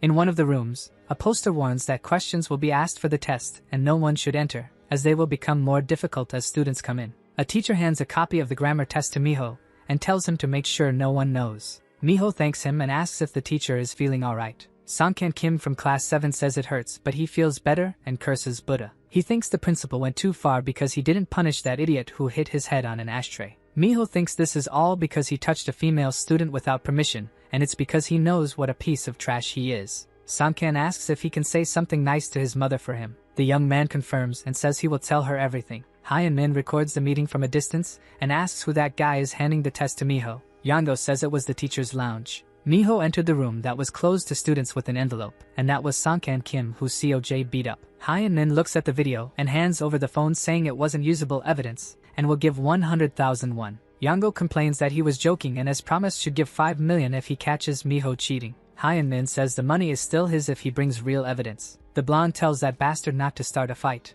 And he just took a little money and can't act like that, because once he goes to Miho's side he would lose everything. Hyan turns around and says if he doesn't want to do it, he should just keep quiet. He was only there because of the debt he incurred from the poorly done work, and if he doesn't want to do this he could find something else. But now he must say he will do what he asks. Yango tries to say it was just a joke and will make sure to complete his work with a request. Hyan Min says he lost his trust, and it will only be worth 1 million now. He had lost the paper exam and can't win that way. Plus he needs someone he can trust, and it's not about grades but getting rich. He needs a perfect score to beat Miho, and cheating could be risky, but he will try. Heading to the school meeting room, Yuri asks if he was serious, because he was saying that the person who left money at Gunwa's house was really Taekyeong. He confirms because the company paid a dividend and he got some money, so he wanted to send it to someone. Yuri questions why he did that, and Taekyeong says it was like an insecurity. She only knows that Gunwoo had someone by his side and was going to that place. The girl thinks she considered Hyan Min receiving a message from Gunwoo and the money was a trap. She asks if he also saw someone inside the house. Taekyeong says yes, but it wouldn't be easy for either of them. After Hyachang pushed Gunwoo into the water, he knew he could still be alive, and once people have a taste for money they can't go back without it. So easily a man fell into despair when betrayed by someone he trusted, and even Gunwoo would doubt anyone taking his side. In some strange hallway, COJ meets Gunwoo, saying he didn't see that bastard during the school exams and if he wants to waste time he will recommend showing him. Gunwoo asks if that means they will finish their fight. CJ questions if he really wants a fight. The protagonist replies that they were tied last time and if he wins he can do him a favor. Buddha tells him to go to hell because he has to study, so he doesn't have time to waste with him. Gunwoo talks about the former leader of the BK Alliance. Chanyoung Park was his name and wants to know where he was at that moment. Buddha throws the backpack with books on the ground, advancing towards him while saying he will catch that bastard to beat him. The BK Alliance was a large society of delinquents that began to gather near Dongjakgu in Seoul. A man who became the first president of the group wanted someone to keep school fights under his control. After the power shift occurred, the BK Alliance became a mere gang of thugs and were tracked by the police and wanted to trace new members. CJ tries to kick Gunwoo's arm. He blocks using his shoulder and knee. Gunwoo uses his hand to defend against another attack. CJ lunges to throw another punch, and the protagonist sets up his defense. But Buddha stops for a second, surprising the protagonist. He says he has seriously crossed the line, so try to punch him on the side where he has the injured eye. Buddha quickly turns around and the blow approaches. Gunwoo just watches the attack stop and CJ growls a little. The protagonist questions why he didn't attack his injury and still remembers his last fight, grabbing CJ's leg and pushing him against the wall. Buddha calls him a bastard and Gunwoo kicks his face once again. He continues doing this for a few minutes. Buddha wipes the blood from his injured face and Gunwoo says he managed to win now. CJ curses him once more and gets up, telling Gunwoo Dan to say what his plan was with Changhyun. The protagonist replies that he needs money to go back to school. Buddha says he doesn't understand and that school is not a place to gamble, as he will find that guy in his agency and ask for money. Gunwoo says he did this to his eye after asking to stay for a while. Buddha dials a number on his phone and surprises Gunwoo. He says he doesn't want to fight him and is sorry for that. Buddha questions what he is talking about, because he will admit this defeat, but he will make him pay for it the next time he sees him. Gunwoo is surprised and says it was clear because this seems more like him. In a building, the guy asks what this means and Hyun-min made a bet with the Tae-kyung family for his bet in the next exam. He was throwing his money away and thought he knew that. Gunwoo replies that he doesn't because he has no money and spent a lot of time looking for Yanggrak, so he was wondering where Hyun-min got money, and if it could be Tae-kyung, because maybe he called the nerd to his house. Buddha taps his foot a little anxiously and the protagonist asks if he is nervous. The guy says that Changhyun helped him get into Miru's school and find opportunities but was basically his enemy, so he shouldn't make a mistake, and he should be careful with every word he says and his actions. Gunwoo says he knows that, and that last time he almost took his life. Inside the room, a man with a tattoo on his hand says that Gunwoo is taller than before. The protagonist puts the knife on the table and tells him to stop talking softly and give his money back. Buddha says he was hiding this thing all the way and told him not to cause any trouble. Gunwoo says he was at his enemy's base and bringing a basic weapon was obvious. Changhyun says it's fine and he is just being a nuisance, but unless he is crazy, he won't give him money. Questioning if he brought it for himself, then he will take off his glasses, showing that he has no eye. Seeing how he is not afraid, nothing has changed, and he is still desperate for money even in this condition. Gunwoo says it is clear and he has something to offer in return, which is his help. Changhyun questions how much he wants and the protagonist says he needs 50 million won. The loan shark says that is an enormous amount, and it would be better to get lost, as he hasn't even completed the last part of his job. Gunwoo looks at a chessboard behind him and asks if he still plays that, as he saw him playing before, questioning about playing together, because if he wins, Changhyun could give him a job. He says it's a bad idea because he has over 2,000 points in chess, and suggests he had another proposal that makes more sense. Gunwoo repeats about the 2,000 ELO, and says he should be at an expert level. Then he takes a pawn and a bishop from his board and Changhyun reflects that he is foolish for that. Gunwoo says he was the one who suggested this game, and it's fine to play at a disadvantage. Changhyun questions that because he would play without 2 pieces. Sometimes it is wiser to know where your limit is, but he thinks playing chess is the same as Jangi. Gunwoo questions that because in chess, not even beginners remove their pieces, and the disadvantage is a way to limit time for 2 players against 1. But he not only decided to give up his pieces, but will let him play with the white pieces. Buddha says that Changhyun is right and should cut this crap soon. Gunwoo questions if he is going to play already. Changhyun is surprised and sends CJ home. Buddha tries to argue, but he tells him to go finish his studies, and he doesn't want him associating with the loser because he would waste time, so he should go home and finish what he was supposed to do. Alone in the room, Changhyun moves his pawn to g3. He says not to keep messing with Buddha and it would be better to leave him alone. Gunwoo responds that he heard about him helping him get into school and questions why he felt the need to help a poor student. Changhyun replies that his plan was to make him his successor. The protagonist suggests turning him into an investigator, and the detective says it's good work, especially after the adultery law was removed. COJ, as he knows, was working hard and was patient with his posture, so he wanted to give it a try. Gunwoo says he was a good brother, but he already has a job, and good people were watching him. If he continues working under Director Choi, he has a chance of ending up better, and he was definitely the best problem solver. Changhyun comments that he was transferred to Miru's school and questions what he was doing. He was full of fun, and the school was interesting. Besides, he recently started swimming. Changhyun asks if he was swimming because the school offers that kind of activity, moving a piece and saying he was in check. Chang-young thinks it was a queen and that it was a ridiculous move, wanting to know what his plan was. Then he comments that he was out of bishops, pawns, and now it seemed he had lost the queen too, and he wants to know if he was confident. He knocks Gunwoo's piece off the board. The protagonist replies that maybe he was and moves the knight to another check. Chang-young thinks he played without hesitation and will move his king forward to escape. First, he should wait and think about what he could do. Gunwoo says he wasn't thinking about having already lost because it was just a small part of his broader processes. Once he does this alive and goes beyond his methods and senses, he would have a chance to win. After all, a winner always won when capturing the opponent's king. Chang-young is surprised by the move, as he had received a checkmate in a game he was good at. He reflects that he sacrificed his queen to give an ultimatum and capture the king. He was sure of drawing him to his side and then finishing him off. Chang-young replies that this reminds him of the time they found the BK Alliance, and he only saw a reckless boy and let him go there for his potential. Questioning how long he plans to keep walking on this tightrope, as if he stumbles, he could lose his life. Gunwoo says that was the reason he was there. Then he should meet him at the Glory Hotel at 6 o'clock tomorrow. The next day at the scheduled time, Chang-young comments that it was a different look than what he could manage there. Gunwoo was dressed in a suit and approaches. He says that in the last month, he met this client, and his daughter was betting her life in a hotel casino. Gunwoo questions if it wasn't a casino for outsiders, and Chang-young says she is Korean and a celebrity too. The protagonist says she was underage and without money, asking why she was there, and the investigator replies that his client wants his daughter to stop gambling. Gunwoo questions if she lost money. Chang-young says it was the opposite. She won money, and that was why the monitoring was frantic. The protagonist wants to know how much she won, and it had been 5 billion won. Chang-young tells her to be careful at the blackjack table. Her name was Bilha Jong, and she was seen in some movies. She was even considered one of the best actresses, but the agency gave up on her after she got deep into gambling. He would give her a week, and that was the time he should take her out of gambling and persuade her to leave the hotel with the money she won.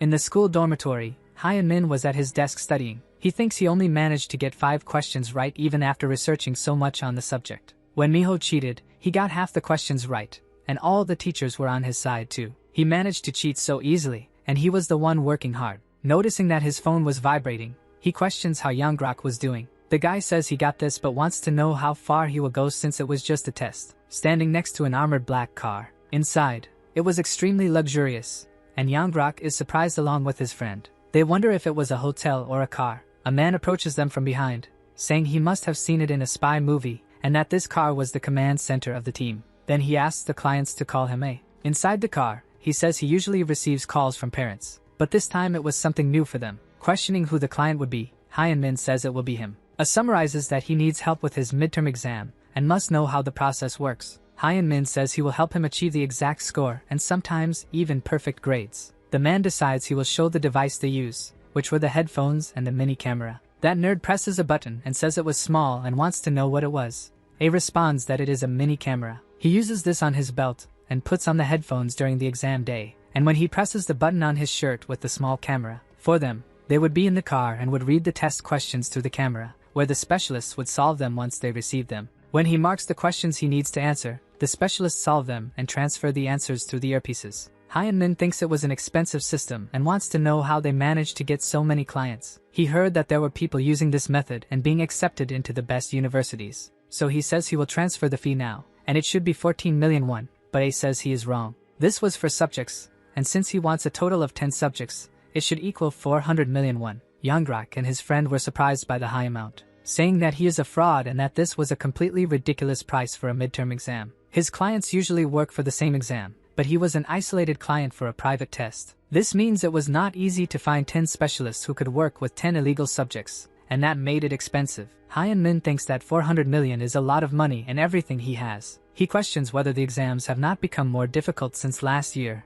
and that their specialists are highly dependent, and he will ensure that he wins his bet. Hyun-min is surprised by this. Says he needs a higher score than Miho to continue going to mirror school. The nerd thinks he knows about him. He probably knew how much money he made and grew the fee 10 times the initial amount. He would use all his money on this just for a midterm exam. Then he questions if they can start with 5 for now. Yangrok sleeps peacefully in bed. Hyun-min thinks that when people show their weaknesses, others join in, and students and adults are the same. The fact was that he got good grades to get into a university, and he needs to win no matter the means. So he hopes he is on the right path for Gunwoo. On the 5th day, Yango Choi says that Miho received his 6th test. Hyun-min thinks it was the perfect time, and his spot was perfect too. The teacher says that snack time is over, and they have a few days until the exam. so they should stay awake unless they want to live on the streets. Then she asks student number 10 to start reading. Hyun Min says he is having gastritis and asks if he can go to the bathroom. Excusing himself, Yangrok looks at his friend strangely. The second-year classroom 3 was playing soccer outside.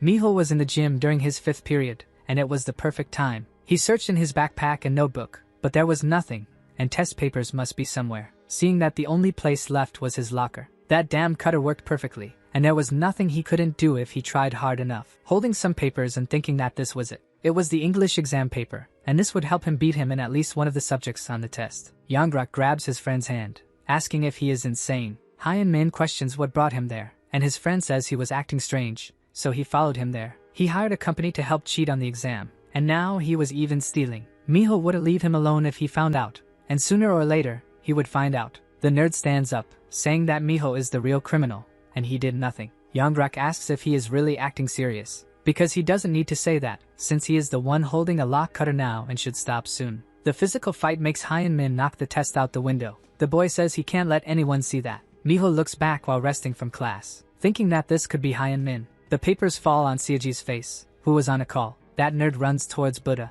saying he accidentally dropped them, and they were important for his test in this damn school. Asking if Buddha is okay, and he says yes. But he shouldn't be and questions what he was planning to do with that. Hyun Min thinks he has been caught by someone he shouldn't have. Buddha questions if it wasn't the English test, looking sternly at the nerd and asking if this belongs to him. Hyun Min says yes, they are his. These are practical issues before he can print on the internet, and they seemed real, and he uses them to prepare for the exam. They will help him when he has the wisdom to take the test. Hyun Min is surprised when Buddha says it was strange because the year and the name of the school were printed there too. Then he tears the paper into pieces in front of him. Hyun Min questions what he was doing because he should stop. Because it didn't matter if it was a leaked exam and it shouldn't end like this, as it would lead to problems, and they were paying for this kind of thing. Buddha steps on the remaining papers saying that in elementary school, he went to physical education for the first time and the coach made him fight with a high school student. He knocked him out without mercy and scared Buddha to really leave. Then the coach told him not to be shy. It didn't matter how strong the opponent was because he had to show how he would get strong. For a real man, he needs courage for every challenge,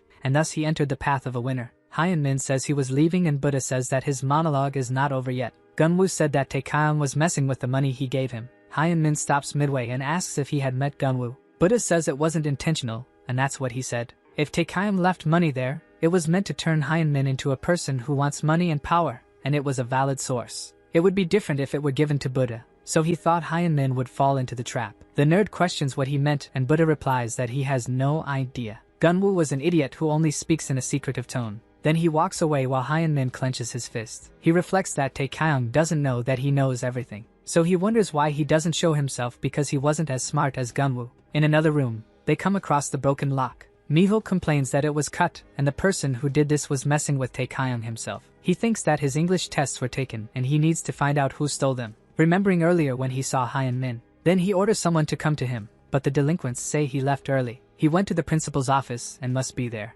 Miho thinks he will lose the copy of every exam he collected if the principal finds out. Then he kicks the wall shouting that it was damn. The papers were on the floor and the principal remembers him begging for help, because he wants to make the test fair and wishes that the leaked exam doesn't come this way since everyone was working hard for a good grade. The principal picks up the phone and asks all the teachers of the 18th grade to come to the office because the exam will be completely rewritten. In the men's bathroom, Miho smashes Yango's head in the toilet. He tries to breathe but was completely suffocated and his friends just watch the scene from afar. Miho flushes the toilet and says he managed to clear his mind now. He made it clear that if Hyun Min is elected as representative, he would lose his life, but in the world, he doesn't know what is in these tests. Yango asks him to stop because he was threatened too. Miho tells him to go back in and the guy tries to resist. Yango says that to mention something strange, he needs to get 5 tests because he wants his help to score too. Miho repeats about 5 tests, and the guy says that was all he knew, thinking it was a very specific goal and wants to know where all this money came from. He warns that it was Yango's last call,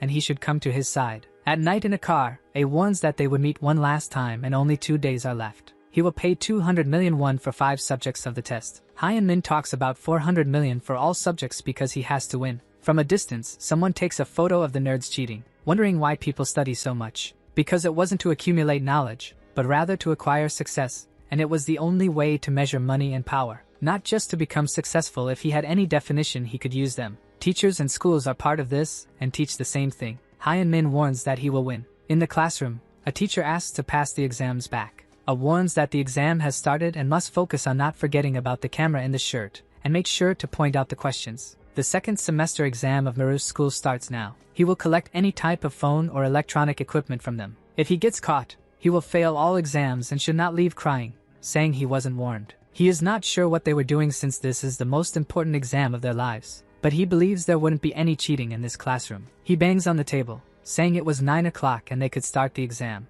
The teacher walks around the room checking everything that was happening. Hyun-min glances at him from the corner of his eye, feeling apprehensive. He warns him not to make contact with anyone, as it is one of the worst things to do because it attracts suspicion. He is sure he heard the reason why professional poker players wear sunglasses. All of this while they try to maintain a neutral expression. A moment where he reveals his true emotions will allow them to see through him. Eye contact shows what he feels, and if he is trying to deceive, he should not look. Hyun-min takes notes, remembering that when he was little, his mother came home very angry one time. She complained that they were trying to block financial applications, and the scene was messy according to what the witness said. Judge Ko and Prosecutor Kim were from the same hometown, and also from the same country, but he has no connection to them. Hyun-min approaches his mother, calling out to her. The woman looks at the paper, and the little boy says he won the English award. His mother informs him that she will call the person again. Then she bends down, saying it was a project of her son and he really worked hard. Hyun-min remembers that his mother always stressed out because of work, but this time she gave a big smile. Seeing how she did this so openly,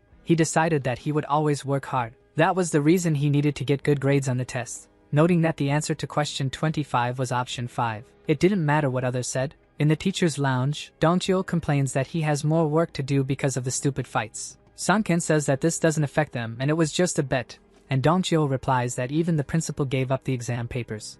Our video ends here. If you enjoyed it, please like and subscribe to the channel. Until next time, bye bye.